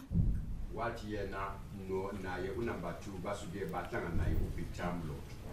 That he and the second accused requested Mlochwa to get onto the back of the buggy driven by him. Wathi yena no number 2 basuke batshela uMlochwa ukuthi uMlochwa makagibele kule venega number 2. That he took Mlochwa to a silage dish on the farm Blesbok Flagte. Wase bayamthatha uMlochwa bamukisa endaweni la kuthiwa iBlesbok farm endaweni la kufakwa khona ukudla kweinkomo. That he and the second accused forced Mlochwa to get into a coffin at a silage dish. Wavuma ukuthi yena no number 2 basuke baphoqelela uMlochwa ukuthi uMlochwa makangene phakathi kule. That while Mlochwa was in the coffin, he and second accused tried to close the lid of the coffin. Wavuma ukuthi ngalesi sikhathi uMlochwa engene phakathi kuleli bhokisi yena no number 2 bazama ukulivala lelo bhokisi. That while Mlochwa was in the coffin, he and second accused threatened that they would burn him with the coffin and they would put a snake with him inside the coffin. Wavuma ukuthi ngalesi sikhathi uMlochwa engene phakathi kuleli bhokisi yena no number 2 basuke bamtshela uMlochwa ukuthi bazomshisela phakathi. In respect of the second accused, the following admissions were made. Lokho kuvume umangalelo wesibili yilokho. He, together with the first accused, were present at or near the Middleburg Bethel Road in the district of Blankpan on 7 September 2016. Uthe yena no number 1 babe khona kulendlela Blackburn kulesi sifunda sase Middleburg ngalelo langa. They there and then encountered Victor Tabile Molochwa. Number 2 ukuthi basuke bahlangana naye uMlotshwa. Molochwa was told to climb into a coffin, whereafter they attempted to close the lid. Wavuma ukuthi bamtshela uMlotshwa ukuthi makangena phakathi kuleli bhokisi base bazama ukuvala lesi sifana. It was threatened whilst Molochwa was in the coffin to burn him with the coffin and put a snake in the coffin with him. Wavuma ukuthi uMlotshwa basuke bamthusela nakhona ukuthi bazolishisa nefaka inyoka phakathi. He, during October 2016, and or on the instructions of his employer, and at the farm Blesbok Flagte, destroyed the said coffin in which Molochwa was placed by burning it. Uthe yena number 2 kwathi ngo-October umlungu wakhe noma lo msebenzayo wamtshela ukuthi makalishisa. The following admissions were further made in terms of Section 220 of Act 51 of 1977. That the accused on 14 November 2016 handed themselves over to the police at Blackburn Police Station.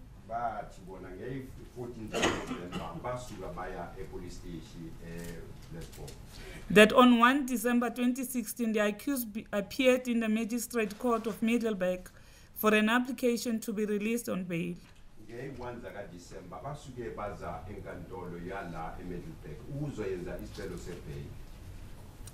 During the bail application set out, as mentioned, the accused submitted supporting affidavits in which they outlined factual reasons why they must be admitted to bail in terms of Section 60 of Act 51 of 1977.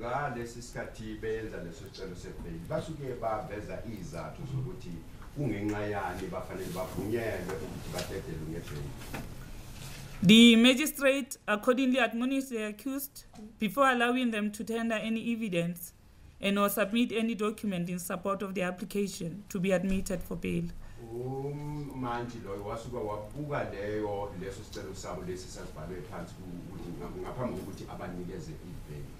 The affidavits of the first and second accused were admitted into the record as Exhibits B and C respectively.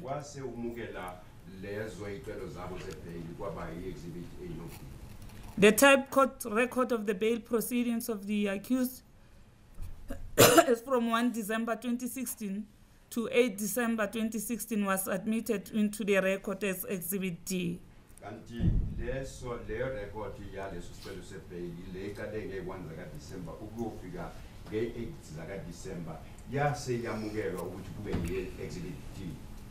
At the commencement of the trial and before the hearing of oral evidence, the prosecution and the defense, by agreement, handed in the following documents in addition to the exhibits already mentioned.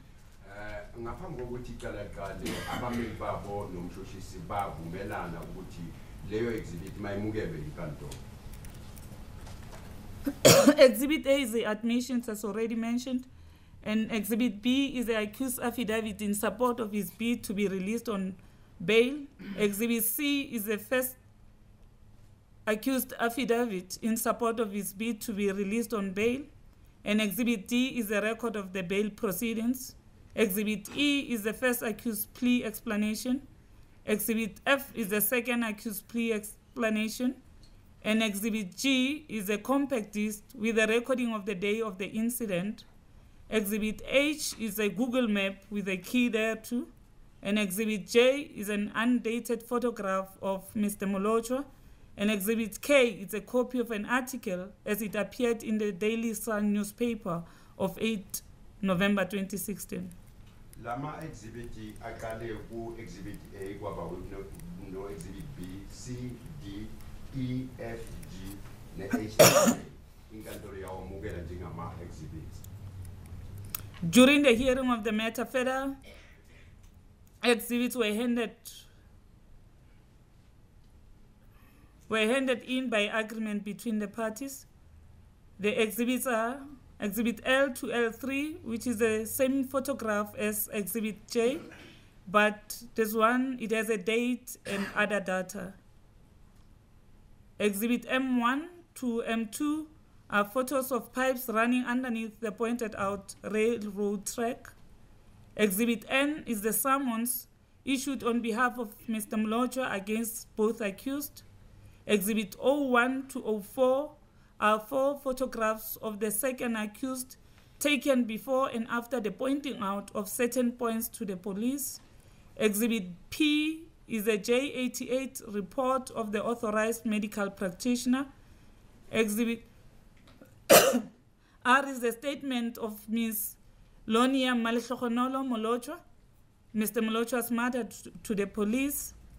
Exhibit S is a car track report in respect of the motor vehicle HRZ 107NP for 7 August 2016.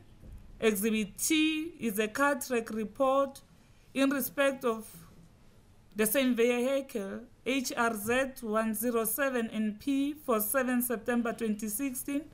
Exhibit U is a document prepared by Mr. Andre Stefanius Mare, a witness called by the second accused in the employ of CarTrack. Exhibit V is a CarTrack report handed in by the prosecution. Exhibit W is a CarTrack also handed in by the prosecution. And finally, Exhibit X is the report of the inspection in loco. Wasikuvela futhi amanye ama-exhibit lawo ma-exhibit kuyi-exhibit kube no-exhibit L3 no-exhibit J no M1 M2 N 01 02 kube no-exhibit P, exhibit R, exhibit S, exhibit T, exhibit U, exhibit D, exhibit W, exhibit X. The inspection in loco. On the second day of the proceedings, the court, prosecution, defense, accused, and witnesses visited the scene where the witnesses and the accused alleged the incidents to have taken place, pointed out certain places and points to all present, whereafter an inspection in loco report containing the photos taken at the scene was prepared and handed in by agreement as Exhibit X. Kanti kusuke kwayiwa nakuleyo ndawo kwayobhekwa leyo ndawo ukuya ngale ndlela kwakhulunywa khona kanti kusuka lapho base kuba nemepe leyo mepe kwasiyenzwa i-exhibit kwaba i-exhibit X njengoba kwavunyelwana ukuthi inkantolo ingayimukela. On the evidence, the state called 6 witnesses, namely Mr. Johannes Mateus Dipier, the ex-while employer of the second accused, Mr. Delton Sitole, the first complainant, Mr. Victor Mlotshwa, the second complainant, Constable Bahula, the investigating officer in this matter, Ms. Lona Malihlogonolo Mlotshwa, mother to the second complainant, Dr. Ponso Lindamwepe, the medical practitioner who examined the second complainant. Kubizwe abofakazi kanti kwaqalwa kwabiza uMr. Dipier kwasekubizwa uSithole kwabizwa uMlotshwa kwabizwa umama kaMlotshwa kwabizwa iphoyisa kwasekubizwa nodokotela. I'll proceed to set out a summary of the evidence of the witnesses for the state. Sengizoqala ukukhuluma ubufakazi balabo bofakazi laba babezile. The first witness, Mr. Johannes Mateus Dipier, testified that he was a co-owner of the farm Broad Snares Plus, where the second accused was employed. The second accused worked for them for 10 years doing general work on the farm. His friend informed him about the coffin incident.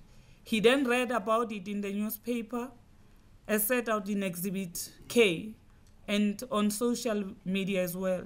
He learned from the newspaper article that the police were looking for the people who put the victim in the coffin. Upon inquiry, the second accused advised him that the incident took place while he, Mr. Dipier, was in Namibia. He then advised the second accused to hand himself over to the police. The second accused went away and he never saw him again until the date of the hearing. Kanti uthe umthushisi waseqala ukubiza ufakazi wakhe wokuqala wabizwa uMr. Dipier. Yena uMr. Dipier ufike wafakaza ukuthi yena umnikazi waleli plus la kwakusebenza khona unumber 2 kanti uthe yena ngalesi sikhathi ezobona lento uyifunde emaphepheni wayithola naku makhale khukhwini ukusuka lapho wasewutshela yena unumber 2 ukuthi njengoba lento isengizwile ngizwe nangongani wami wena number 2 kungcono ukuthi uye emaphoyiseni uyozibona. Under cross-examination, Mr. De Beer admitted that he arranged an appointment for the second accused to consult a lawyer he previously used. He also admitted that he had lied to the police when he stated that he only became aware of the incident in November 2016. Mr. De Beer made a statement to the police and failed to mention in his statement that he had instructed the second accused to destroy the coffin in October 2016 already. At the time of making the statement to the police, he was well aware that the coffin had already been destroyed in October 2016. Mayesuka lapho wase yena ngokwakhe wayobhalisa istatement wavuma ukuthi angikhulumanga iqiniso ngalesi sikhathi ngibhalisa lesi statement kanti wathi ngaleso sikhathi ngibhalisa leso statement ngo-October ngasingazi ukuthi nalelo bhokisi lese la moshwa noma lashiswa ngo-October 2016. In his evidence in chief, Mr. De Beer stated that he gave the coffin to the second accused as he felt that what was done was wrong and he did not want to be associated with it. Under cross-examination, he stated that after sending a video clip of the incident to the second accused, he confronted the second accused about the incident and he instructed him to get rid of the coffin.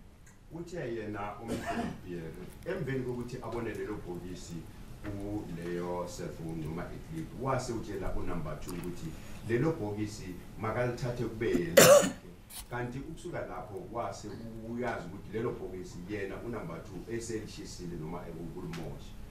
He testified that his father previously bought the 2 coffins for his employees.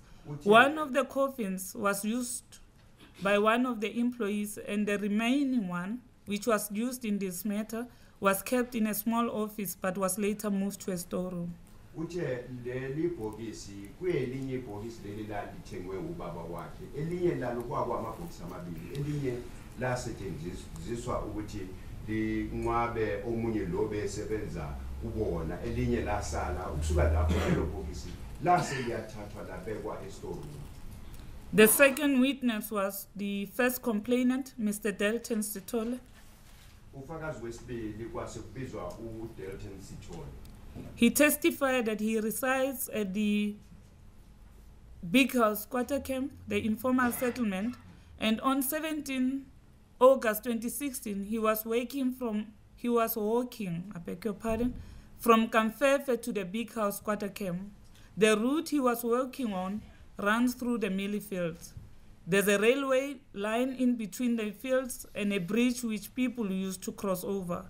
Whilst he was walking, he was approached by the first accused in a vehicle who inquired what he wanted there. I quote Vasuke here, whereafter he replied, "This is a road, people make use of it," close quote. The first accused got out of his vehicle and grabbed him by his right wrist. He then resisted and managed to free himself from the first accused's grip. The first accused told him that he does not want a kafir on the farm, and he walked away. Kanti Delton Sitole uthe mayifika lana wafika wathi ngalelo langa mina ngangihlala e-Big House kanti ngase ngiyahamba nginqamulela kuleyo ndlela ngithe mangihamba ngase ngihlangana no-number 1 wasuza kumina wathi fika wazama ukungibamba ngase ngahluphuka ngase ngiyahamba umnumber 1 wasomtshela ukuthi angifuni amakafiri lana yena wamtshela ukuthi indlela lesiyisebenzisa sonke isikhathi. The first accused then went to his vehicle and he noticed that he fetched a firearm. He crossed over the railway line and threatened that the first accused would not be able to cross the railway line in his vehicle. Uthe yena uSithole wathi ngithe mangisuka lapho yena number 1 wasubuyela emotweni wayolanda isibhamu yena uSithole ngaleso sikhathi wase unqamulela esiporweni sesitimela kanti wabona ukuthi number 1 ngeke akhona ukumlandelela ngenxa yokuthi indlela yayingekho ukuthi imoto ingadlulela ngale kuye. On the other side of the railway line, as he was approaching Blackburn Mine, the second accused appeared in a buggy. He tried to run away, but realized that he could not outrun the buggy driven by the second accused and started running. The second accused, who appeared to be aggressive and in a fighting mood, instructed him to get onto the buggy. He wanted to sit on the front seat, but the second accused told him that he was not going to share a seat with the kafir. He then got into the back of the buggy. The second accused then drove to the house depicted on Exhibit H as the house of Mr. Danili, where they met the first accused. Yena uSithole wase ubona imoto lebehamba number 2 iqhamuka ngaphambili yase yamisa kanti ngaleso sikhathi wase mbona number 2 ukuthi ubonisa ukuthukuthela ngaleso sikhathi wase uma kuyena wathi ngibele uthe mase ethi ufuna ukugibela ngaphambili yena number 2 wase umtshela ukuthi ngeke ngigibele phambili nokafula agibele ngasemuva wagibela ngasemuva ukusuka lapho imoto yahamba yase iya eduze nenduka Danili yila ufike wahlangana khona no number 1. The first accused asked him why he ran away. Both accused, without saying anything, started kicking him with their boots. They kicked him all over his body as he lay on the back of the buggy. In the process, he heard one of the accused saying, I quote, "There is another kafir on the farm," close quote. Then they left him at the back of the buggy of the second accused and went to apprehend this other person. Kanti ngaleso sikhathi eqeda ukuhlangana no number 1 khona eduze nale nduka yena number 1 wasibuza yena uSithole ukuthi wawubalekelani ukusuka lapho base baya kuyena egibele ngasemuva bafika bamkhahlela bambuza ukuthi wayegibelelani ngaleso sikhathi besamshaya wathi omunye wasothi nangu enye kafiri. The accused then brought the apprehended person to the buggy where Mr. Sithole was. This person happened to be Mr. Victor Molochwa, the second complainant in this matter. Sithole was then set free and he went home to the big house.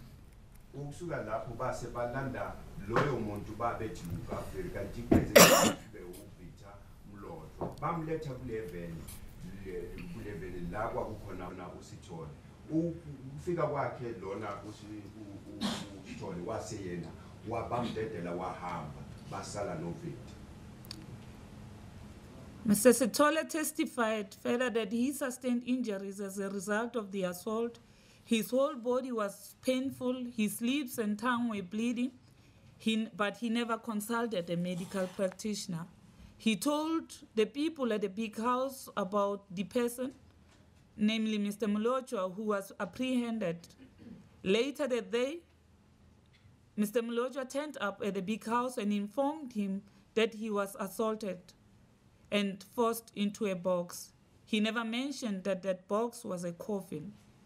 Kanti yena uSithole uthe wabuyela futhi eBig House kodwa ngaleso sikhathi efika khona eBig House uthole ukuthi emzimbeni bamshayile uzuhlungu emzimbeni kulona lelo langa kwakuyintambama kwase ubona futhi umlotshwa wamtshela ukuthi naye bamshayile kodwa wamtshela futhi ukuthi bamfake phakathi kwebhokisi noma engashongo ukuthi lelo bhokisi kwakuyibhokisi elinjani.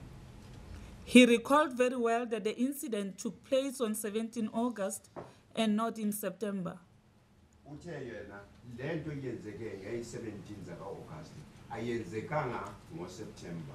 He never reported the incident to the police because the vehicles that the accused drove had emblems on them resembling that of the police. He assumed then that the accused were policemen or somehow connected to the police. At a later stage, when he saw the article in the Daily Sun newspaper and realized that the politicians showed interest, he got the courage to go forward with his complaint. Uthe yena akazange abike lento emaphoyiseni ngenxa yokuthi leyo vene lo noma lawo mavene kwakwamavene lawo yena wayicabanga ukuthi amaphoyisa ngenxa yokuthi lawo mavene benamabheji nasemaceleni lawo afana nawo amaphoyisa yena wayithatha ukuthi basebenzisana namaphoyisa kanti usuke wathi ngalesi sikhathi laba amapolitiki bese bayingenile yila usuke waba khona nomdlalo ukuthi makamuyiport. The next witness for the state was Mr. Victor Molotwa. Owesibili ufakazi womshushisi kwaku Victor Molotwa. There's a third one. Owesithathu. He testified that he resides at number 45 Big House, and on 17 August 2016, he left his home for Middelburg to buy some items for his mother. He used a quicker route, that is the footpath that passed the conveyance belt across the ditch to get to the gate next to the tar road. This point was also pointed out by him during the inspection in local. Uthe yena uhlala enumber 45 Big House. Ngeyi 17 zaka August khona kulonyaka ka2016 usuke wathunywa uma wakhe ukuthi ayothenga izinto kanti usuke wahamba ngalendlela lehamba la kukhona umgodi wadlulela ngale ukuthi ayothola ilift lezomuyisa ukuthi ayothenga lezo zinto. Whilst waiting at the main gate, he noticed a car approaching on the R35 from Bethel to Middelburg.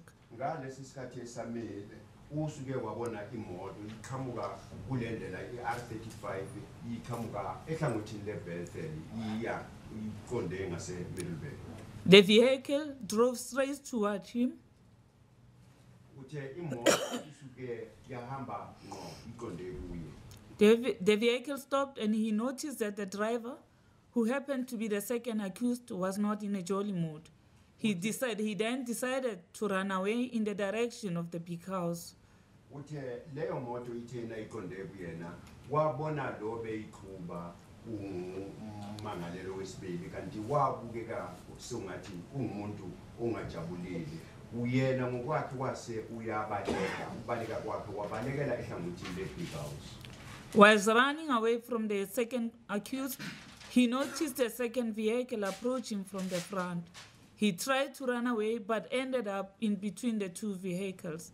He became tired and decided to stop next to some trees.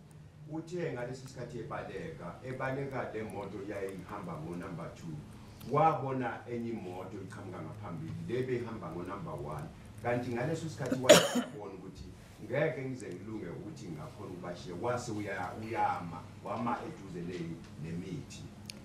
The vehicles then stopped. Both accused alighted. Without uttering a word, the second accused struck him with a clenched fist which caused him to fall down. Uthi ngalesi sikhathi eqeda ukuma lezi imoto zombili zama base bayaphuma unumber 2 wase uya kuyena wafika wamshaya ngesibhakele wase uwela phansi. Whilst lying on the ground, both accused repeatedly kicked and hit him with clenched fist. Ngalesi sikhathi ewele phansi bobabili baqhubekela phambili ngokumkhahlela nokumhlaya ngeibhakela. He tried to stand up but was unable to do so. Uzame ukuthi ame kodwa kwahluleka. At one stage he noticed that there was another person in one of those vehicles. Kwesinye isikhathi wasuke wabona sengathi kunomunye umuntu phakathi kulezo imoto noma ekule imoto. The second accused grabbed his hand and instructed him to get onto the vehicle of the first accused. Kanti umangalelo wase umbamba wamshaya wambamba ngesandla ukuthi makagibele emotweni. He resisted, whereupon the second accused pulled him towards the vehicle and the first accused pushed him from behind. Kanti wase unumber 2 yamdonsa umdosela emotweni. Unumber 1 ngaleso sikhathi emuliswa emotweni unumber 1 waye emphusha ngasemuva. Both accused continued to pull and assault him, and he eventually gave up and agreed to get onto the vehicle of the first accused. Bobabili baqhubekele phambili ngokumshaya kanti wase uyazinikela wavuma ukuthi agibele emotweni. The first accused climbed with him onto the back of the vehicle and ordered him to sit down. Number 1 wase ugibela naye emotweni wamtshela ukuthi makahlale phansi.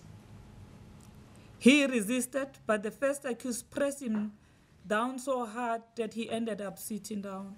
Wayengavumi ukuhlala phansi kodwa umangalelo wokuqala wamphusha ukuthi makahlale phansi wagcina esehleli. The second accused then brought cable ties which were used to tie his hands.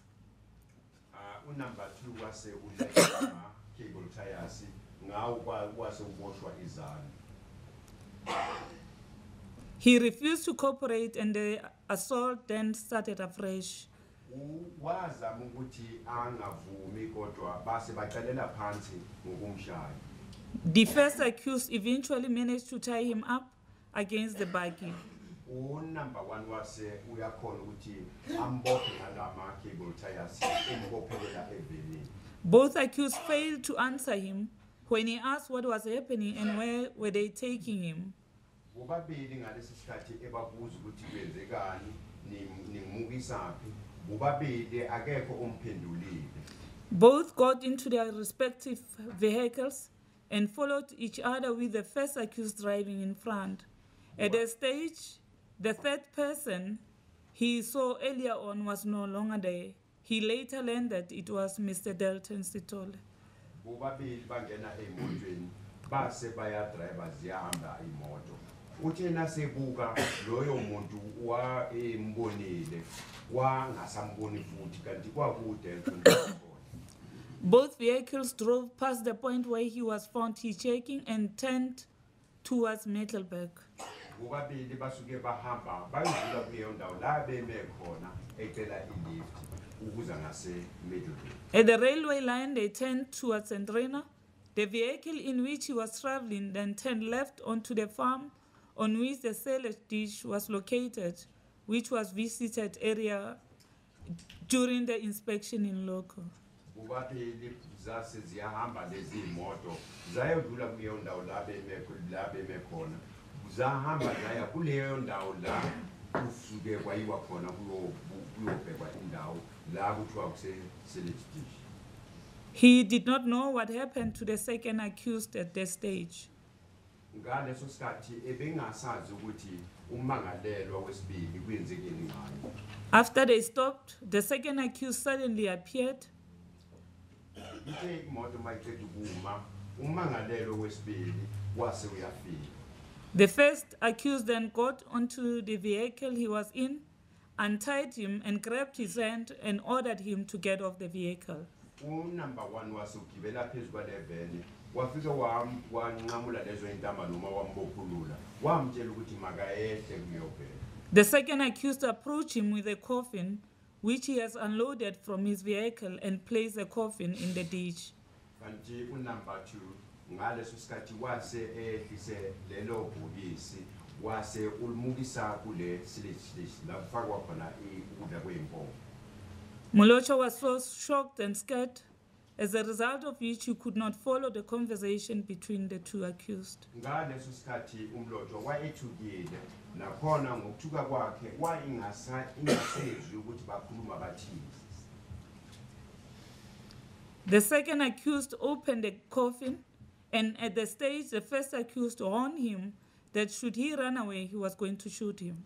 Umangalelo wesibili wase uvula lelo bhokisi uthe mayiseqeda ukuluvula number 1 wase umtshela ukuthi nangabe ungabaleka sizokudubula.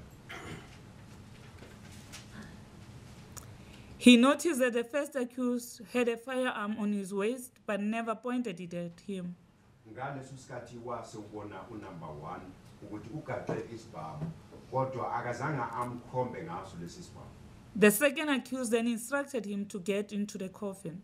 Number 2 wase umtshela ukuthi makangene phakathi kulelo bhokisi. He refused and both accused started assaulting him again with clenched fists all over his body and clapped him with open hands. Walungena phakathi kwebhokisi base baqala ukumshaya futhi ngebhakele nengeimpama. The second accused went back to his vehicle and returned with what is colloquially known as a knopkiri, which he used to assault him all over his body, mostly on his back. Kanti umangalelo wesibili wasubuyela futhi emotweni mayebuya ebuye ephethe leyo nduku yileyo nduku le ufike washawa ngayo emzimbeni ngasemhlaba. The first accused also joined in the assault. Umangalelo wokuqala naye wase uyamncedisa uyamshaya. As a result of the assault, he decided to cooperate and get inside the coffin. Emveni ukuthi ashawe kanjalo yena wase uqedelela esevumile. His upper body and hands remained outside the coffin, and the first accused kicked and pressed with his foot to get him inside the coffin, and his whole body ended up in the coffin. Ngaleso sikhathi esephakathi ebhokisini izandla zakhe zazingaphandle kanti number 1 ngaleso sikhathi wayemphoqelela ukuthi makangene ngomzimba wonke phakathi ebhokisini. He resisted by keeping both arms outside the coffin. Ngaleso sikhathi yena engavumi wayala ukuthi angene phakathi ngomzimba wonke ngoba izandla zakhe zazingaphandle. He then heard one of the accused saying that they must pour petrol into the coffin. Uthi wase uzwa omunye wabo ethi fuze sithele upetrol kuleli bhokisi. At that stage he was in severe pain, and one of his hands remained in the coffin. Ngaleso sikhathi uthi yena waezwa ubuhlungu esinye isandla sakhe sasingaphakathi ebhokisini. He was shivering and pleading with the accused to spare his life. Wayecacazela ngaleso sikhathi ebaqela eshweleza kubona ukuthi mabamdedele. He was under the impression that they were going to kill him. Ukuya ngaye wasebona sengathi bayombulala. He became very scared when he noticed that the accused had petrol. Wathuka kakhulu ngaleso sikhathi ebona ukuthi abamangalelwa banawo upetrol. He was scared the most when the first accused asked him how he wanted to die. Waethuke kakhulu ngalesi sikhathi umnye wabo ebuza ukuthi ngabe ufa kanjani.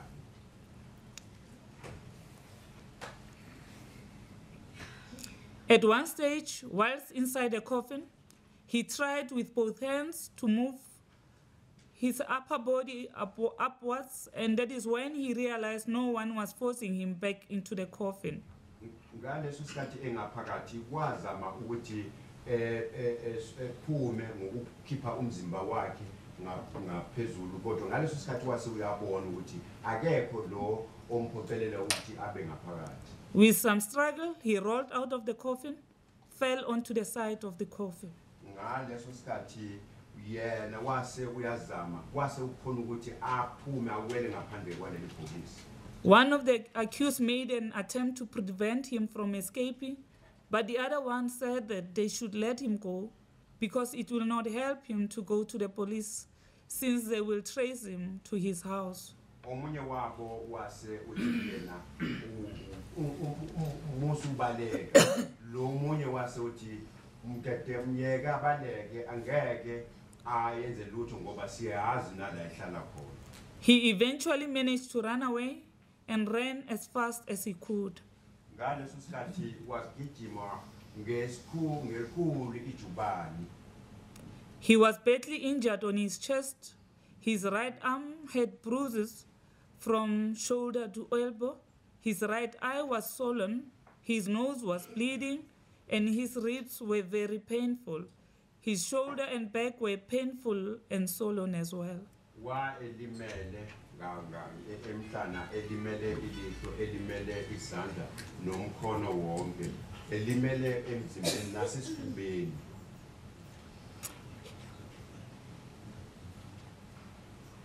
He further sustained an injury on his left leg, which a scar is still visible to this date. Walimala nasenyaweni lesinqele namanje uthise nesinqeba khona. He went back home but never sought medical attention. Wahamba wabuyela ekhaya kodwa akazange afune unyango. Before reporting this incident to his mother, he wiped off the dust from his face. Ngaphambi kokuthi abikele uma wakhe usike wasula lelo thuli leli lalikhona ebusweni bakhe. This dust, which was all over his face, was caused by the falling and kicking process. Kanti lelo thuli leli lalikhona kuyena esifubeni ladalwa ukuthi uwela phansi nokushawa. He confirmed that he was the person depicted on exhibits J and L1. Uvumile ukuthi uye lo bevele kulesi sithombe L1 ne-J1.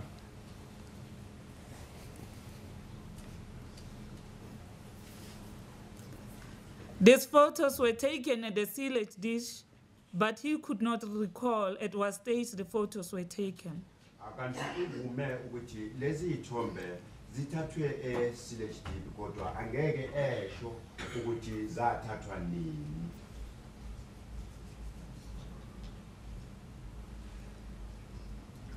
The accused took videos whilst he was in the coffin, and he confirmed the content of both videos and stated that they were correct, but stated further that the whole incident took much longer than what was reflected in the video.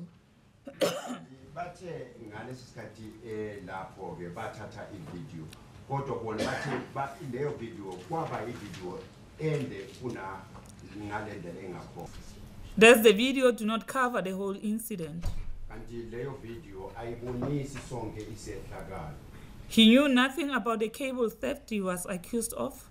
Kanti akazi lutho mayelana naleyo cable lebe bathi untshontshiwe. He only went to the doctor for medical attention on 9 November 2016 after the video went viral. Usuke waya kwadokotela nge-9 zakaNovember emveni kokuthi le video igcwalagcwala. He was in the company of the police. This was after he opened the case. Ngaleso sikhathi hamba namaphoyisa emveni kokuthi yena avule icala. The doctor that examined him recorded what she observed and also what he informed him about. Lo dokotela lo bemhlola usuke wabona lokhu wa emtshela khona. And the doctor did not prescribe any medication since his wounds had by then healed. Ngaleso sikhathi udokotela akazanga athi makathole imithi ngenxa yokuthi lawo manxeba inhlungu zaze zifolile. He eventually reported the incident after reading the article in the newspaper, Exhibit K. The article was inviting the person in the photo to contact the police, and this really encouraged him to move forward with this matter. Kanti usuke wayobikela amaphoyisa emveni kokuthi abone lesi sehlakalo kuwe ephephendabeni.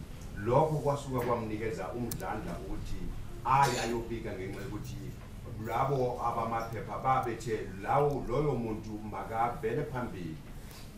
The next witness was Constable Bahula, the investigating officer in this matter. Omunye kwaba uConstable Bahula. She is attached to the Blankpan police station. Kanti yena uBahula unguconstable usebenza kulesi station sase Blankpan.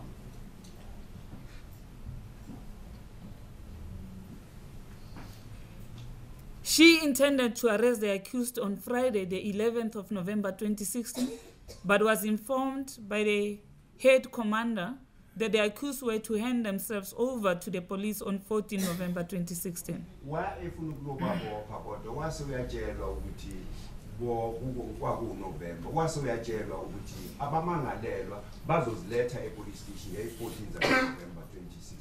They indeed did so in the company of their lawyer.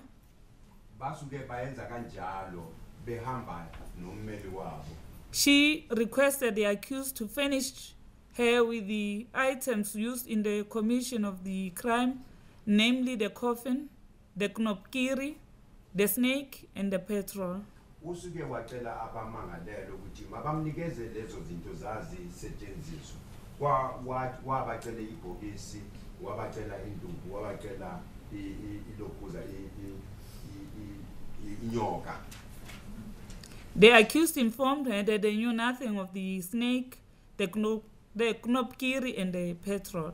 Bona base bathi abazilutho mayelana nenduku, inyoka, petrol. She was informed that the coffin had already been burned. Bamtshela ukuthi ibhokisi silishisile noma lishile. On 16 November 2016, at their bail hearing, she asked the accused for their cell phones used during the commission of the crime. Kanti nge-16 zakaNovember ngalesi sikhathi beyenza leso sicelo se-bail wase kubacela ukuthi bamnikeze ama-cellphone wabo. She was told that the cell phone of the first accused has since been stolen in Middelburg. Base utshelwa ukuthi i-cellphone ka number 1 itshontshwe eMiddelburg. The cell phone of the second accused was handed over to her by the second accused father-in-law. Kanti i-cellphone ka number 2 base bamnika yona wanikezwa i-father-in-law yakhe. She was exhibits J, L1, L2, and L3 were shown to her in court, and she stated that she was seeing those exhibits for the first time. Uthe nase la enkantolo nase bemkhomba exhibit J, L1, L2, and L3 wathi yena uqala ukuzibona. These are pictures taken by a Samsung cell phone belonging to the first accused, which she was previously informed that it had been lost. Kanti watshelwa ukuthi lezi ithombe le video ithathwe ile cellphone Samsung le ka number 1 le bamtshele ukuthi ilahlekile. She informed the court that it was never reported to her that Mulocho stole any cables. Wathi yena abazange bamtshele ukuthi umlotshwa utshontshe icable. The next witness, Miss Lona Malihlohonolo Mulocho. Owesibili omunye futhi ufakazi uLona Malihlohonolo Mlotshwa. The mother of the second complainant. Umama ka Victor Mlotshwa. She was not certain about the date of the incident and mentioned that it might have taken place in August or September 2016. Yena uthe anginaqiniso mayelana nedate kodwa leyo nto kungayenzeka ukuthi yenzeke ngo-August noma ngo-September 2016. On the day of the incident, at approximately 9 o'clock in the morning or 10 o'clock, she sent her son to Middelburg town to buy her merchandise to sell in her shop. Uthe yena ngalelo langa kwakuyi-9 noma i-10 uthume lo mfana wakhe ukuthi makaye edrobheni ayomthengela izinto ezithize. She gave her 2,000 rands and a list of items to buy. Wathi umnike imali elingana 2,000 rand wase umnika futhi nelist yokuthi athengeni. At approximately 1:30 in the afternoon or 2 o'clock, he came back home and he seemed unhappy. Kanti kwakuyithuba zabo 1:30 kuya ku-2 kulelo langa wabona lo mfana wakhe ebuya kodwa wabukeka kungumuntu obonisa ukuthi akajabulile. She noticed that one of his eyes was red and the side of his face was bruised. Wathi ubone ubuso bakhe ngapha sekufuzukile ilihlo lakhe libovu. She further observed that he had a red mark on his chest and his clothes were dirty as if he had rolled on the ground. Wabona futhi ukuthi ubonisa ukulimala esifubeni nale impahla zakhe zibonisa zinqolile sengathi umuntu wayewele phansi. Those were her only observations made whilst Mulocho had his t-shirt on. Kanti yilokho lokubone ngaleso sikhathi uMlotshwa egqoke lelo t-shirt lakhe. Mulocho's clothes were so heavily soiled, so she could not notice whether there was blood on his clothes or not. uthe uma wakhe leli t-shirt lakhe umlotshwa laligcwele udoti kakhulu kodwa akazanga akhone noma kwakungakhonakala ukuthi angabona noma igazi likhona noma cha. On the further injuries mentioned at the time of making a statement to the police, she indicated that she mentioned to the police all the injuries she could remember at the time. Uthi ngalesi sikhathi ebhalisa istatement emaphoyiseni ufike wabhalisa lokulimala kwakhe lokho ebekubona ngaleso sikhathi. Upon inquiry, she indicated that Molocho was not willing to talk at the time. She further inquired if he was sick or whether he was robbed, upon which he requested her to please not let him answer at the stage but later on. Uthe nase efuna ukumbuza ukuthi kwenzekeni ngoba wayebonisa ukuthi umuntu ojabulile yena uVictor wase uthi leyo nto masiyeke ngizoyiqoqa nawe kamuva. She then sent a child to go and buy some tablets as she thought that he might have had a headache. Wase uthuma umntwana ukuthi makayothenga amaphilisi ngoba ukhala ngekhanda. He took the tablets and went to sleep, and when he woke up, he told her that he was apprehended by white people who loaded him into a vehicle and drove off with him. Uthe mase eqeda ukuphuza amaphilisi wayolala. Uthe mase vuka wase uyamtshela ukuthi ngihlangane nabelungu ababili bona laba abamdalelele.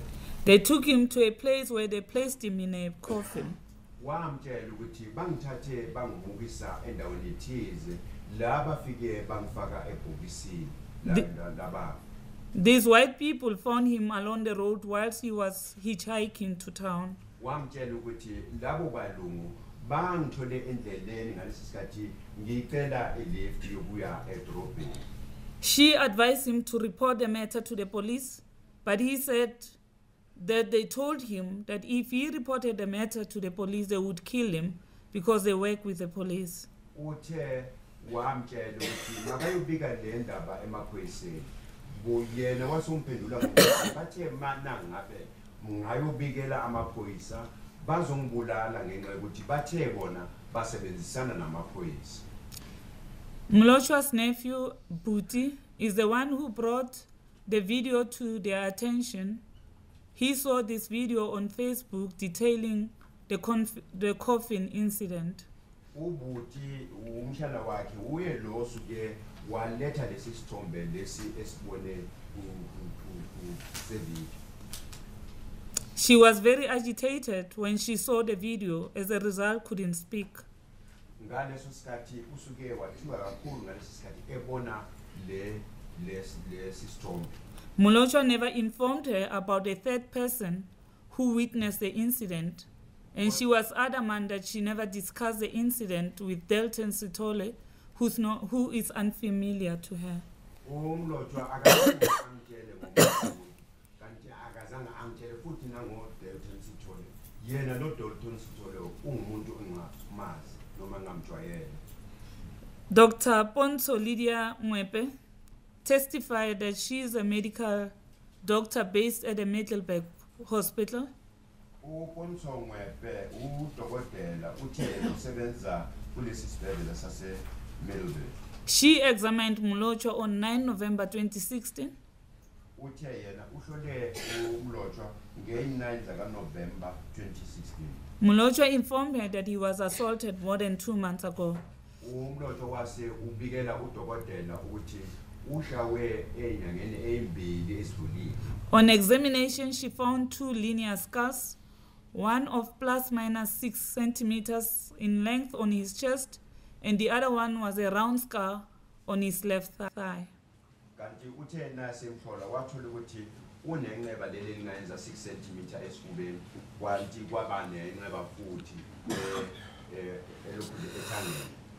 Molocho informed her that he was swollen up after the assault, but the swelling has since subsided at the time of the examination. Watshela udokotela umlotshwa ukuthi ngangivuvukile emveni kokuthi ngishawe kodwa kwase kuyabohlela emveni kwesikhathi. He took off his t-shirt during the examination, but she never examined his back. Wase ukhumula i-t-shirt lakhe kodwa yena udokotela akazange ambheke ngasemhlane. She only concentrated on the parts pointed out by Moloto. Kanti yena udokotela uthe ngangibheka njena indawo lezi ngangitshelwa uyena umlomo. There's the evidence for the state. Kanti kwaba ubona ubufakazi ubulethwe ihlangothi lomshushisi. The first accused, Mr. Oosthuizen, testified in his defense. Kanti yena uOosthuizen ummangalelo wokuqala ufike wazofakaza. He stated that he was employed by G&M Farming during 2016. Uthe yena 2016 wa esebenza abanikazi beplus leli le-G&M ngo-2016. He was adamant that the incident involving Molochwa took place on 7 September 2016. Yena unumber 1 uthe lesi sehlakalo lesi Molochwa siyenzeke nge-7 zaka September 2016. He recalled the date very well, as his employer was overseas on the day, and there was a diesel theft on his employer's farm on 8 September 2016. Uthe yena ukhumbula kahle lesi sehlakalo ngenxa yokuthi umnikazi wakhe umnikazi weplus wayengekho kodwa ukhumbula lelo langa ngenxa yokuthi kwatshontshwa i-diesel nge-8 zaka September 2016. And he stated further that there's independent recollection of the date of 7 September 2016 on his cell phone. Uthi usuke wabhala leyo date ye-7 zaka September kuleyo cell phone yakhe.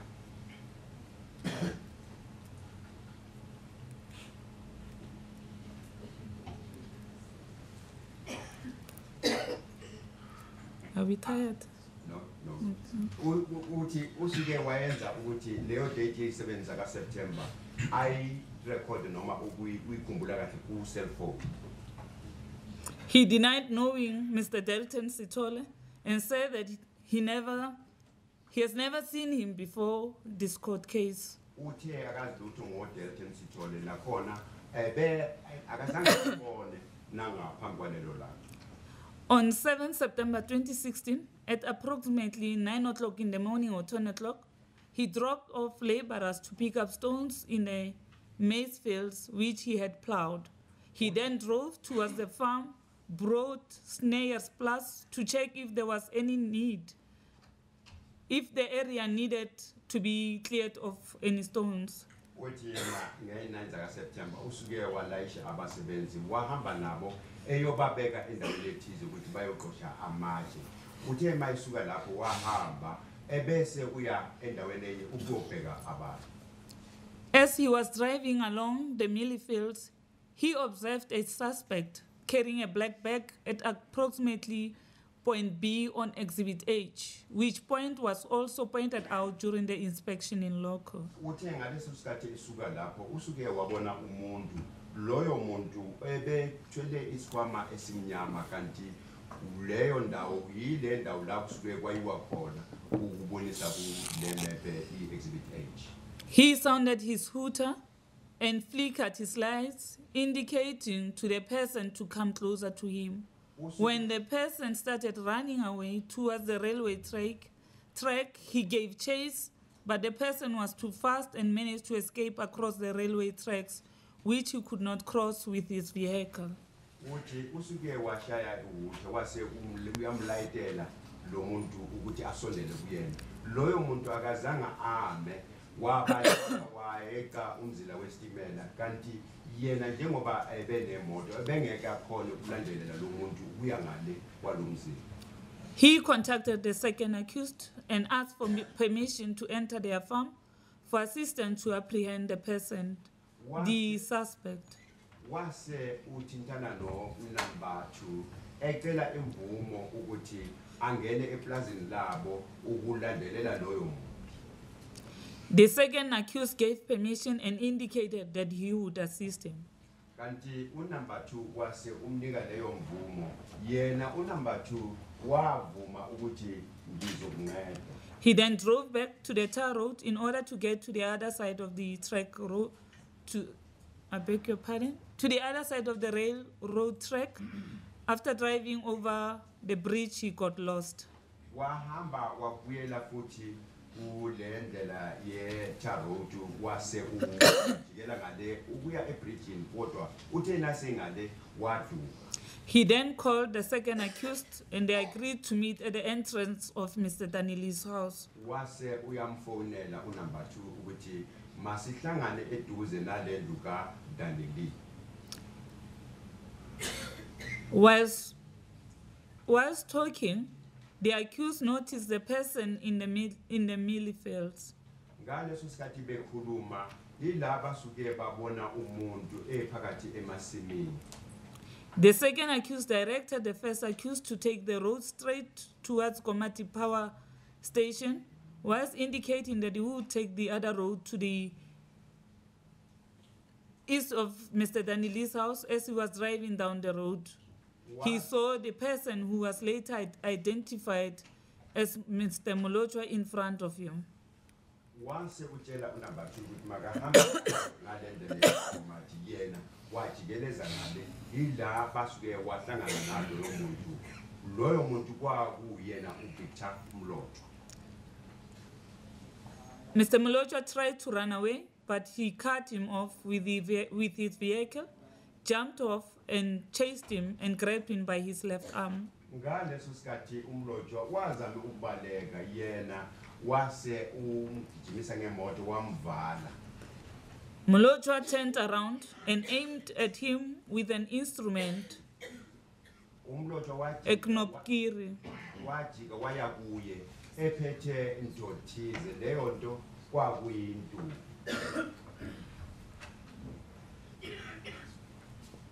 The first accused told Molotwa that should he hit him with the knopkiri, he would hit him very hard. Unumber 1 wase utshela uMlotwa ukuthi nangabe ungangishaya ngaleyo nduku ngizokushaya kakhulu noma kabuhlungu. Then Molotwa dropped his hand. Kanti ngaleso sikhathi uMlotwa wase ulegizandla. At this stage, Molotwa was no longer in possession of the black bag. Ngaleso sikhathi uMlotwa wayengasaphathanga leso sikhwama esimnyama. Upon inquiry, Molotwa informed him that there were clothes in the bag. Kanti uthe ngalesi sikhathi ebuza uMlotwa wamtshela ukuthi impahla zokugqoka phakathi kuleso sikhwama. He then searched Molotwa for identification and found a wallet containing 10 rands. Wase ukhuthuza uMlotwa wamthola ephethe iwallet. Leyo wallet yayiphethe imali eyenza 10 rand. The second accused then approached them with the bag and informed him that there was a copper cable in the bag and the outer cover thereof has already been removed. Number 2 wase ufika naleso sikhwama wafika watshela unumber 1 ukuthi leso sikhwama sasine cable kanti leyo cable yayiseyihlutshiwe. He then told Molotwa that they are taking him to the police station. Base utshelwa uMlotwa ukuthi siyamthatha subukisa epolice station. Molotwa pleaded with them not to take him to the police station and rather that they give him a hiding. uMlotwa wase ucela ukuthi ningamukise emaphoyiseni kungcono ningishaye.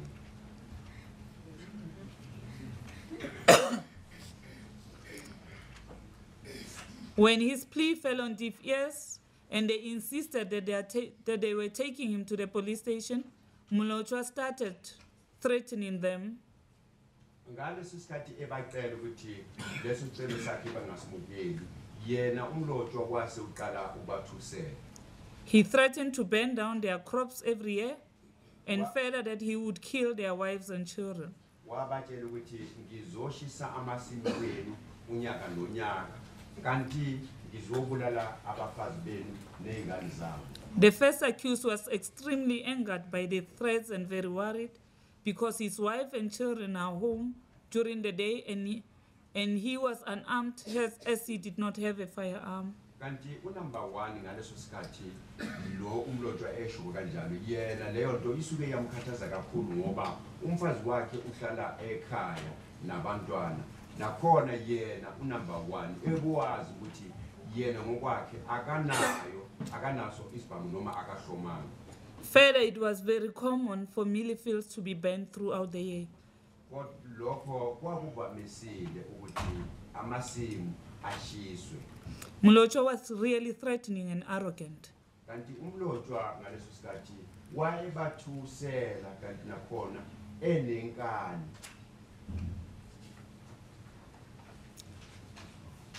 He further testified that on one occasion, he assisted Mr. De Beer, the first witness, to apprehend persons who were stealing maize. Mr. De Beer informed him that he had scared those individuals off with a coffin. Kanti uthe yena uke wayebiyere kulabo bantu babetshontsha khona lazi yena uDe Beer wamtshela ukuthi phambilini labo bantu ngeke ngabathusa ngebhokisi. Bearing this in mind,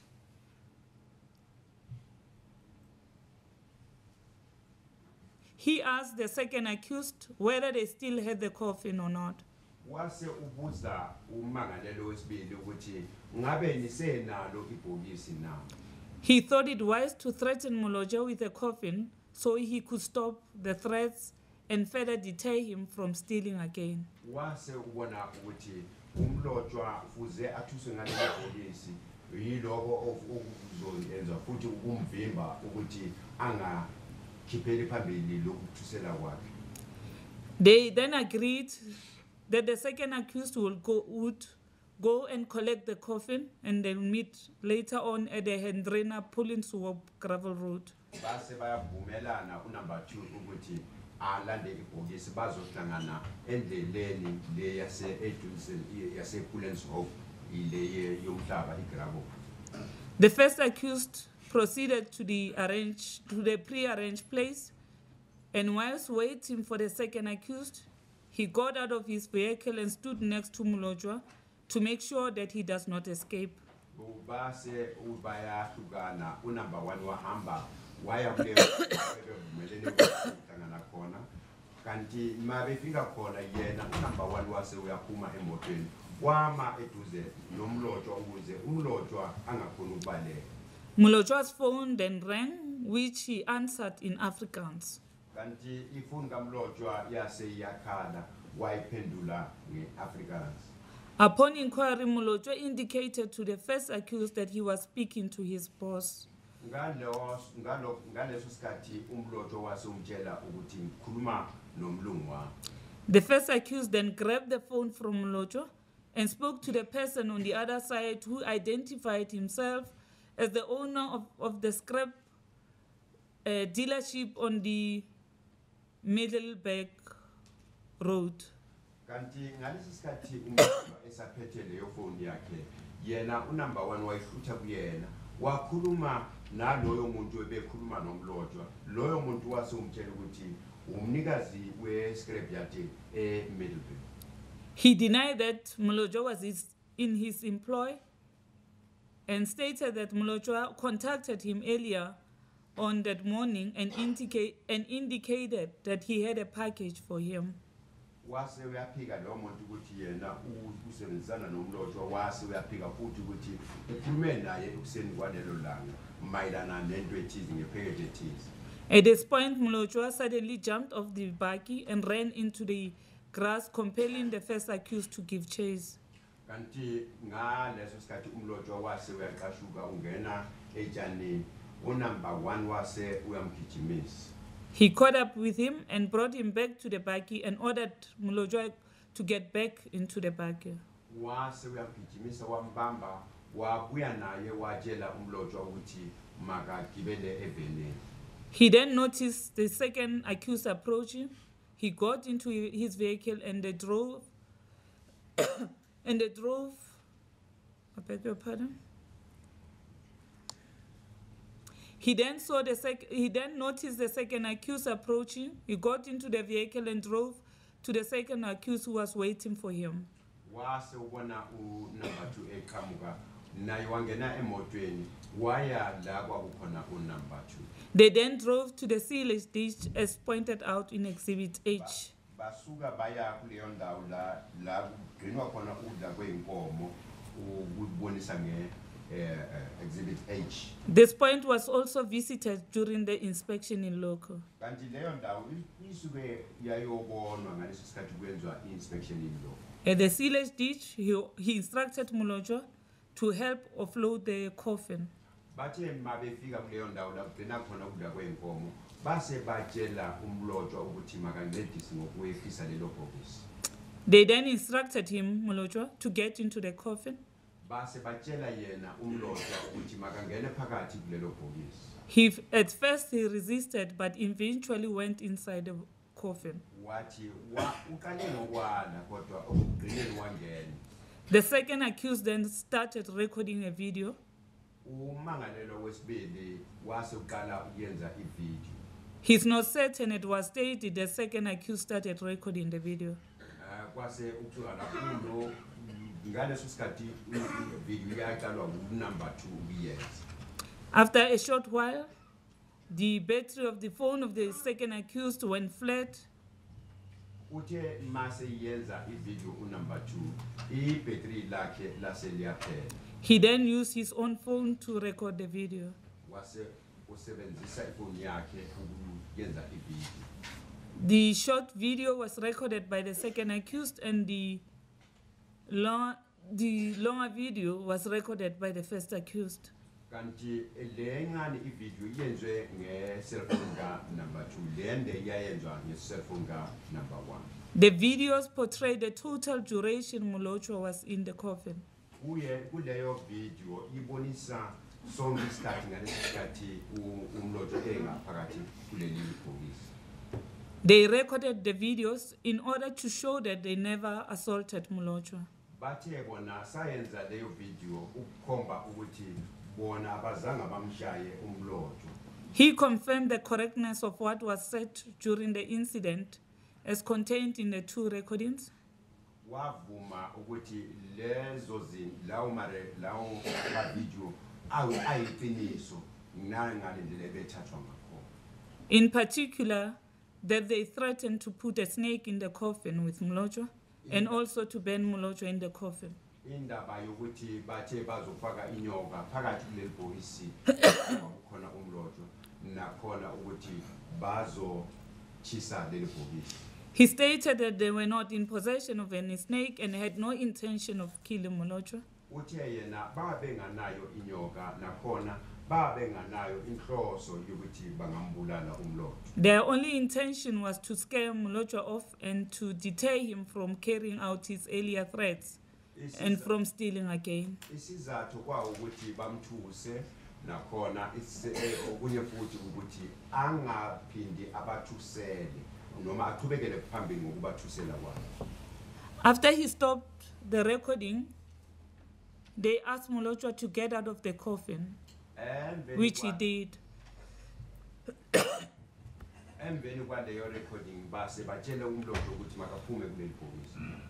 The first accused then took a photograph of Molotwa. Number 1 was uthatha isithombe saka Molotwa. This photograph was taken after Molotwa had wiped tears off his eyes. Uthe leso sithombe sathathwa emveni kokuthi uMlotshwa esule inyembezi ebusweni bakhe. He took the photograph to prove that they never assaulted Molotwa, and further that should their crops be burnt or anything happen to their families, they would know who was responsible. Uthe sithathele sithombe ngenxa yokuthi ubonise ukuthi uMlotshwa akazanga ashawe. Nakhona sathatha leso sithombe ukuthi nangabe amasimu wethu angashiswa sikwazi ukuthi ubani. These are the photographs which were handed in as exhibits J, L1 to L3. Kanti lezi ithombe zayenzwa ama exhibit exhibit J no L1 no L3. He confirmed that the person standing on the vehicle in the background in the photo was indeed the second accused, who had already climbed onto the vehicle. Uthe lo muntu ebegibele kulevele lo ubonye lo bonakala egibele kulevele ngasemuva number 2. The second accused was waiting for him and Molotwa to give over the coffin so he could place it securely on the buggy. Kanti yena uthi ngangibele phezulu ukuze number 1 nomlotho banginikeze lelo bhokisi ukuthi ngilibeke phezulu evenini. He instructed Mulotwa to assist in picking up the coffin and loading the coffin onto the buggy. Watshela umlotho ukuthi makamncede ukuthi baphakamise lelo bhokisi baligibeze phezulu evenini. After loading the coffin, he told Mulotwa that he could go, and Mulotwa then walked away. Emveni kokuthi kulayishwe lelo bhokisi base bayamtshela umlotho ukuthi angahamba. Both accused remained behind for a while, and as they were leaving, the first accused noticed Mulotwa approach him from the front. Bahamba kanti bathe masebehlukana unumber 1 wase ubona umlotho eqhamuka ngaphambili. Mulotwa informed him that he was looking for his sandals, which were at the back of the buggy. Umlotho wamtshela ukuthi ngifuna amasendlu wami lawa kule buggy ngasemuva. He allowed him to recover his sandals, and thereafter Mulotwa asked for a lift. Wamvumela ukuthi makathole lawo amasendlu wakhe kanti emveni kwalokho umlotho wase umcela ukuthi makamgibeze ucela ilift. He climbed onto the buggy and he dropped him off at his request at the Hendrina Road. Wagibela umlotshwa wayomhlisa la befuna ukuthi amhlise khona kule ndlela eya ngase Hendrina. He denied that he was ever in possession of a firearm on the date of the incident. Uphike ukuthi ebephethe isibhabu ngalelo suku. He confirmed that they handed themselves over to the police on 14 November 2016 in the presence of their attorney, Mr. Geldenis. Uyavuma ukuthi basuke bayozinikeza emaphoyiseni nge-14 zaka November 2016 benaye ummeli wakhe Mr. Geldenis. 2 days thereafter, they were approached by the investigating officer to do a pointing out. Amalanga amabili emveni kwalokho base iphoyisa leli eliphenyayo lafika kubona la lizoba labacela ukuthi bafanele bayokhoma. The investigating officer asked them for the snake and the coffin. Iphoyisa laselibafuna inyoka naleli bhokisi. She was informed that there was no snake. Watshelwa leli phoyisa latshelwa ukuthi inyoka ayikho. And the second accused informed her that the coffin has already been burned. Umangalelo wesibili wase umtshela ukuthi ibhokisi lishisiwe.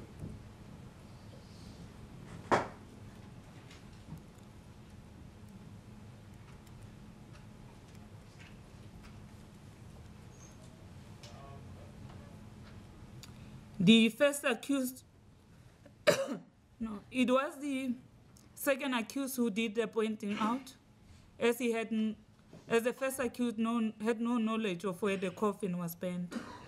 Number 2, lo befuze ayokhomba ngoba unumber 1 ngaleso sikhathi ebenganalwazi lokuthi lelo bhokisi lishiselwe. During December 2016, at the bail hearing application, during December 2016, at the hearing of the bail application, the investigating officer asked them for their cell phones. December 2016 ngalesi sikhathi kuyenzwa leso sicelo sebail. Iphoyisa leli eliphenyayo lase libacela ama cell phone. The attorney indicated that the first accused cell phone has since been stolen. Ummeli wase umtshela ukuthi i-cell phone ka number 1 itshontshiwe. He stated that he made a mistake when instructing his legal representatives that the phone that was shown in court was in fact the phone that had been used for during the incident, which mistake was caused inter alia by the fact that he had, in the meantime, changed cell phones. Uthe kube nephutha ngalesi sikhathi kuthiwa le cell phone le beyikhona lana ila enkantolo ya kwakuyiyona leyo cellphone ngoba phakathi nesikhathi uke washintsha ama-cellphone. He doesn't believe that what they did was wrong. Yena uthe angiboni ukuthi lento esiyenzile kwakuyinto engalungile. That is the reason that he has never apologized nor considered apologizing to Molotwa. Kungalokho yena uthe kuloko ngingabonanga isizathu sokuthi ngingaxolisa kuyena uMlotshwa. He confirmed that during the whole ordeal, even if Molotwa wanted to run away, he would not have succeeded. Uyavuma ukuthi kusonke leso sikhathi noma yena uMlotshwa ebefuna ukubaleka ayebengeke akhona. He made sure that Molotwa remained there. Wathi ngiyenze isiqiniseko sokuthi uMlotshwa uba khona. He acknowledged that he restricted his movement. Uyavuma ukuthi ngaleso sikhathi ngamvumela ukuthi ngayenza ukuthi angabi nenkululeko yakhe. He agreed that in the video, the second accused asked him where the lighter was. Uyavuma ukuthi ngaleso sikhathi kwenziwa leyo video unumber 2 wambuza ukuthi ilighter ikuphi. And it was indicated that the lighter was in the car cabin. Kanti kwase kuyavumelwana ukuthi ilighter ingaphakathi emotweni ku-cabin. Molotwa was never informed that the intention was just to scare him off. uMlotshwa akazange atshelwe ukuthi yonke lento iyenziwe ngenxa yokuthi babefuna ukumthusa nje. He confirmed that the boot that was shown in the video closing the lid of the coffin was his. Uyavuma ukuthi ibhuthu leli libonakala kuleyo video lizama ukuvala lesivalo sebisi kwakuye.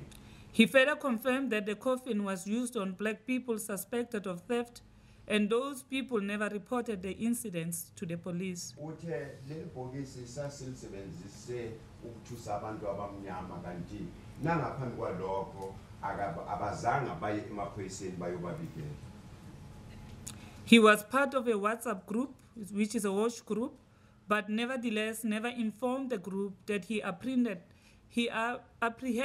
a criminal found in possession of suspected stolen goods. Uthe yena uyilungu la WhatsApp group kodwa kula group yabo akazange abatshele ukuthi usuke wathola umuntu loyo muntu ebephethe impahla lezi kwakusolwa ukuthi zebiwe. He also did not report the incident to the police, wathi yena angizange ngibikele namaphoyisa, who were approximately 4 kilometers away, as he felt that they had already scared Molotwa off. Kanti akazange abikele amaphoyisa kanti kuqhele i4 kilometer ukusukela kuleyo ndawo la bona babe benomlotshwa khona.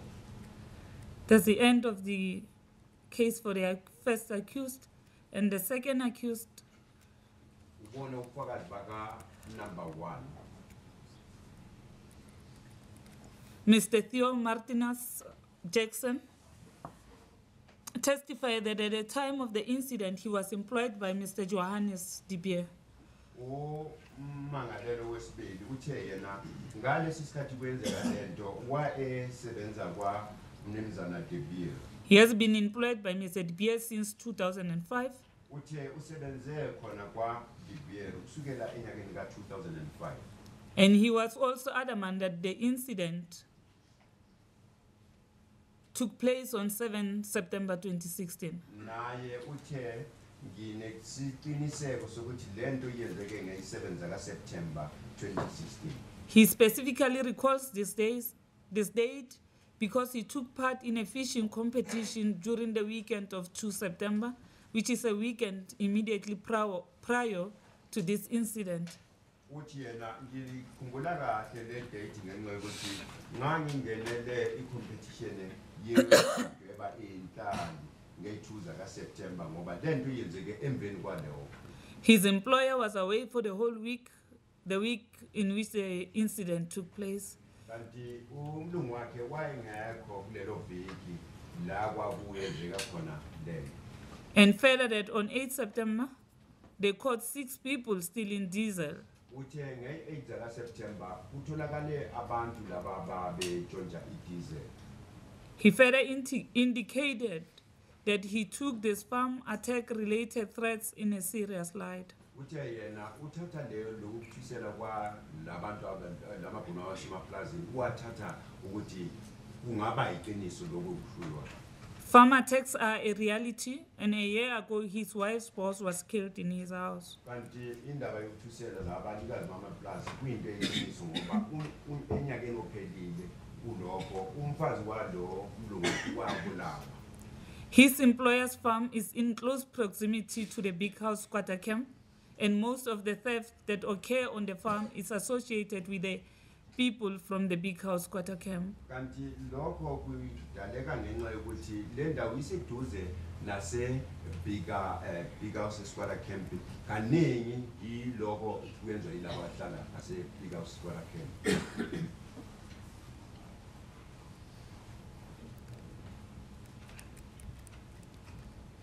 Whilst in the employ of Mr. DBA, whilst in the employ of DBA, he was in possession of a Toyota Land Cruiser bearing the registration numbers HRZ107NP, which car he was driving on the day of the incident.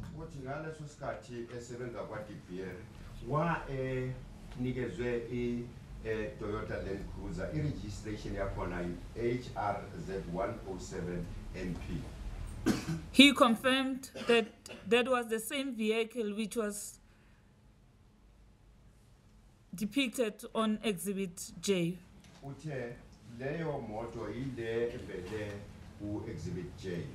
On 7 September 2016, he was at a workshop when the first accused called him and informed him that a suspect has crossed the rail track onto their farm. September wa ese workshop ngani sisikhathi ummangalelo oqala embikela ukuthi lo muntu unqamlele kulomzila westimela ungene kuleli plaza lawo. He agreed to help and drove to the big house to cut off the suspect. Wavuma ukunceda kodwa wavuma ukuthi ahambe aye. Threatened that he would burn down their milling fields every year and also threatened to kill their wives and children. Njengoba basebona baqizelela ukuthi police station umlotshwa wase ubalengani waqala ukubathusela ngokubatshela ukuthi ngizoshisa amasimu wenu futhi okunye ngizobulala abafazi benu nabantwana babo. Mlotshwa further mentioned that he knew where they were staying. Umlotshwa wase uyabatshela futhi ukuthi ngiyazi futhi ukuthi ngihlala. He was shocked and scared because burning of the crops was a reality in his community. Yena ngaleso sikhathi ethukile njengoba ukuthusela lokho kwabo ukuthi kwamlotshwa ukuthi uzoshisa amasimu kwakuyinto yangempela. Upon Mlotshwa uttering the threats, the first accused inquired from him whether his boss still had the coffin. Ngaleso sikhathi eqeda ukuzwa lokho kwamlotshwa kwase ubuza unumber 2 ukuthi umlungu wakhe usenalo ibhokisi na. He wanted to use a coffin just to scare Mlotshwa off. Wathi ngangifuna ukuthi sisebenzise ibhokisi ukuthi kuthuswe umlotshwa. Then they agreed that the second accused would fetch the coffin. Bavumelana ukuthi ummangalelo wesibili uzohamba alandele lo bhokisi. And they would meet later on at a Pullenswop gravel road. Base bavumelana ukuthi bazohlangana ePullenswop endleleni le yeground.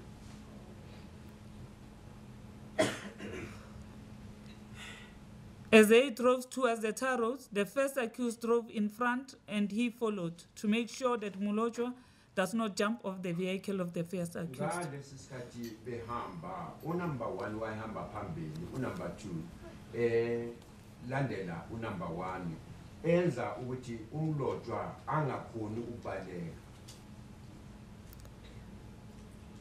When they turned into the tar road, he overtook the first accused vehicle and proceeded to the place where the coffin was stored. Bathe mabefika kulesi skontiri unumber 2 wase udlula unumber 1 ejahe ukulanda lelo bhokisi. He did so because At that point, the first accused has picked up sufficient speed to prevent Mlotshwa from jumping off the vehicle. Uyenze kanjalo ngenxa yokuthi ngaleso sikhathi unumber 1 imoto yakhe yayigijima ngejubane eliphezulu lokho kwakuzovimba umlotshwa ukuthi angakhona ukubaleka. Upon his return with the coffin, he proceeded to the silage ditch and the first accused followed him. Uthe maseqeda ukuthola leli bhokisi basuka kwayiwa silage ditch la kugcina khona ukudla kweenkomo. Wase unumber 2 wamlandela. They stopped in front of the ditch. Bathe mabefika lapho bafika bamisa kuleyo ndawo. He got onto the loading bin of his vehicle in order to pick the front of the coffin, whilst the first accused and Mlotshwa took the rear part. Yena wase ugibela phezulu umlotshwa nalomunye ubona babe phansi kanti ibona babemukela leli bhokisi naselehliswa. The front portion of the lid of the coffin got loose when he was busy driving on the gravel road. Ngalesi sikhathi ehamba kuleli gravel lihlangothi la ngaphambili lale bhokisi lisuke la bophuluka ngoba behamba ugravel. During this process, Mlotshwa said nothing but was still arrogant. Kanti kulesi sikhathi umlotshwa akazange asho lutho kodwa wayesenenkani. They then instructed Mlotshwa to get into the coffin. Base batshela umlotshwa ukuthi makangene phakathi kule. Mlotshwa stepped into the coffin but remained standing. Wase uyangena umlotshwa phakathi kwaleli bhokisi kodwa wama phakathi kwalo.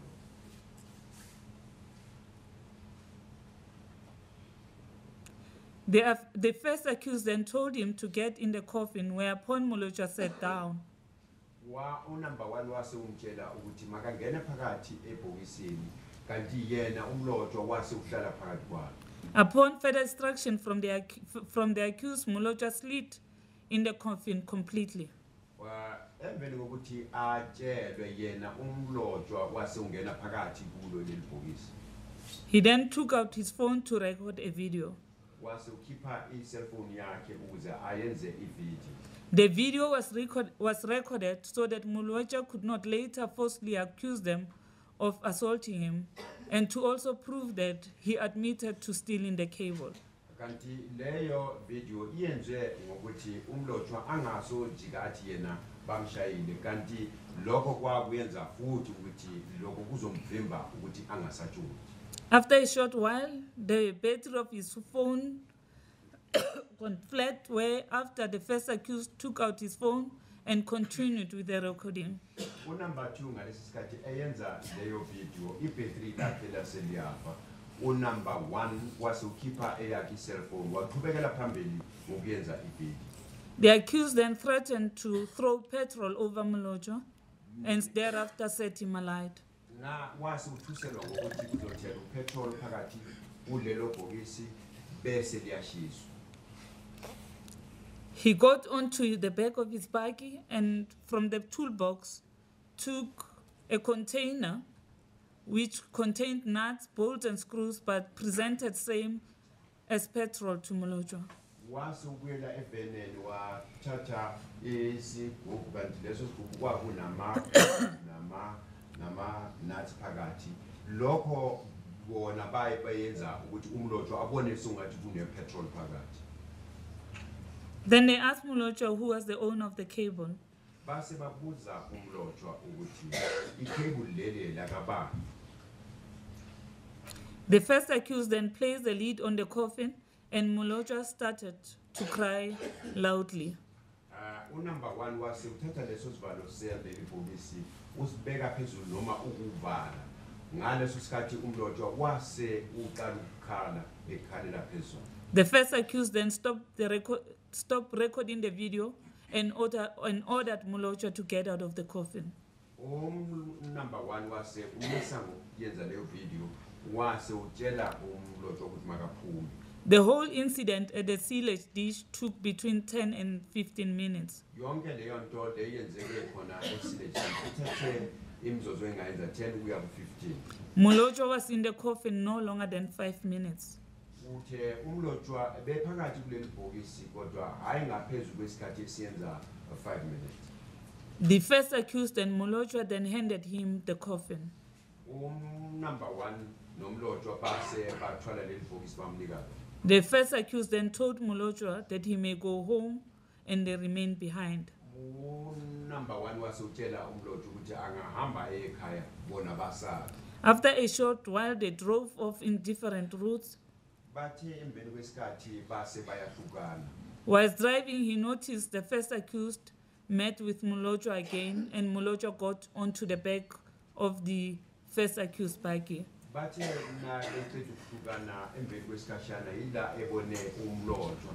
Umlotshwa no number one kanti umlotshwa wasugibela kule veni ka number one. When they arrived at the Hendrena gravel road, he noticed that Molojwa was no longer on the buggy of the first accused. Bathe mabefika kule ndlela yase Hendrena yegravel ila ebone ukuthi umlotshwa akasekho kuleyo veni ka number one.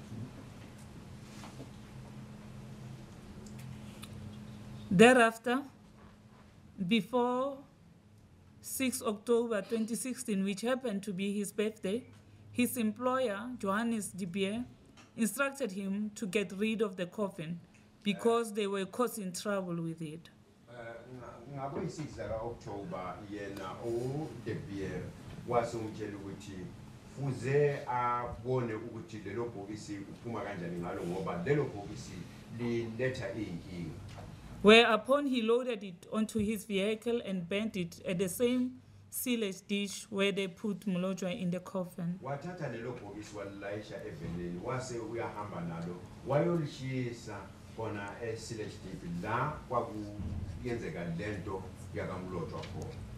He did not consider their actions to be wrong. Uthe yena lento sasiyenza angibonanga kuyinto embi. His wife ordered him to delete the video from his cell phone. Umfazi wakhe wasumtshela ukuthi makasule leyo video ayisuse ku cell phone la. Because she didn't wish for their children to see it. Ngoba ngaleso sikhathi wase uthi akafuni ukuthi izingane zethu ziyibone le video. Can we at the stage check a short adjournment, please? It's. Can we talk 15 minutes adjournment, please? Okay,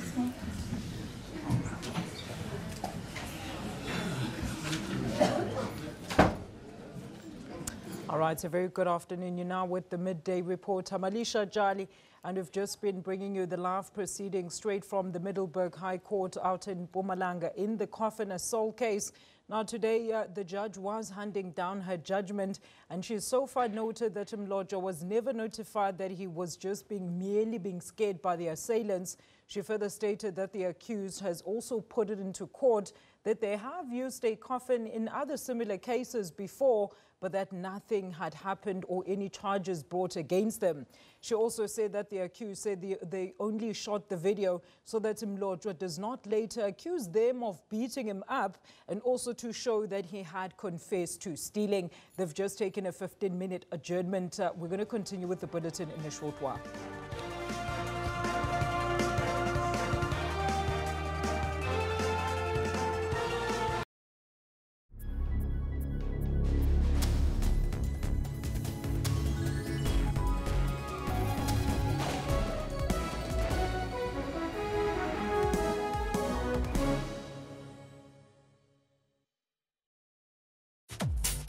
If you ask this pretentious mixologist what is needed to make the ultimate cocktail, she'd say a thorough knowledge of science.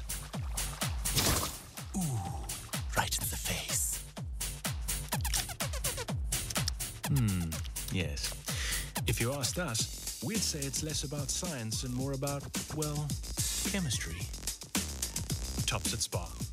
Good spirits, good advice, no rocket science.